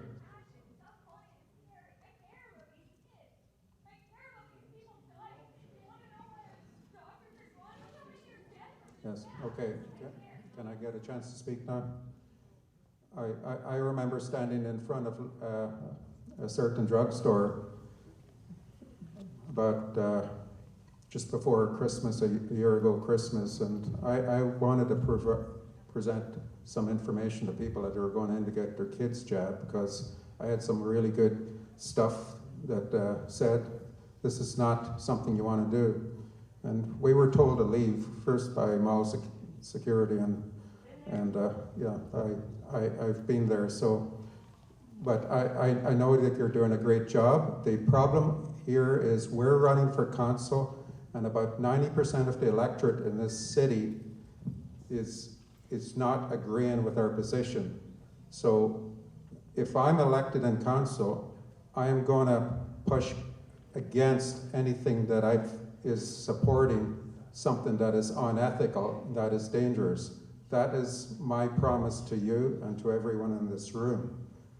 But I cannot change the idiotic decisions being made by parents that choose not to even educate themselves. That is something I cannot change, but what I can do is I can attempt to educate them through the policies and everything that I do if I'm elected to the council.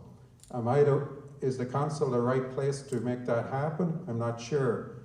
Obviously, there's a lot of weight attached to what the provincial health officer tells people, but the point is, I want to be a grassroots person. I want to be the person that people can speak to, and if we here in Nanaimo say we don't agree with this BS, then we push back. It's as simple as that.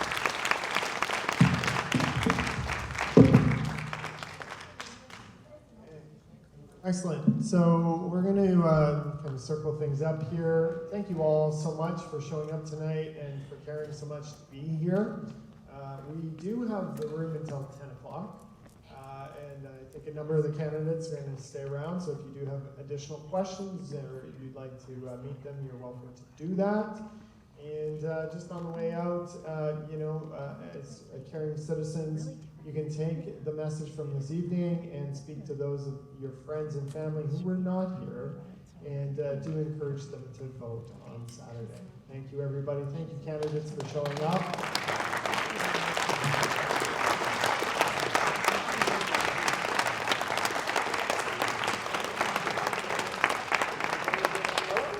Hey guys, can you get up a photo? You guys want to hear?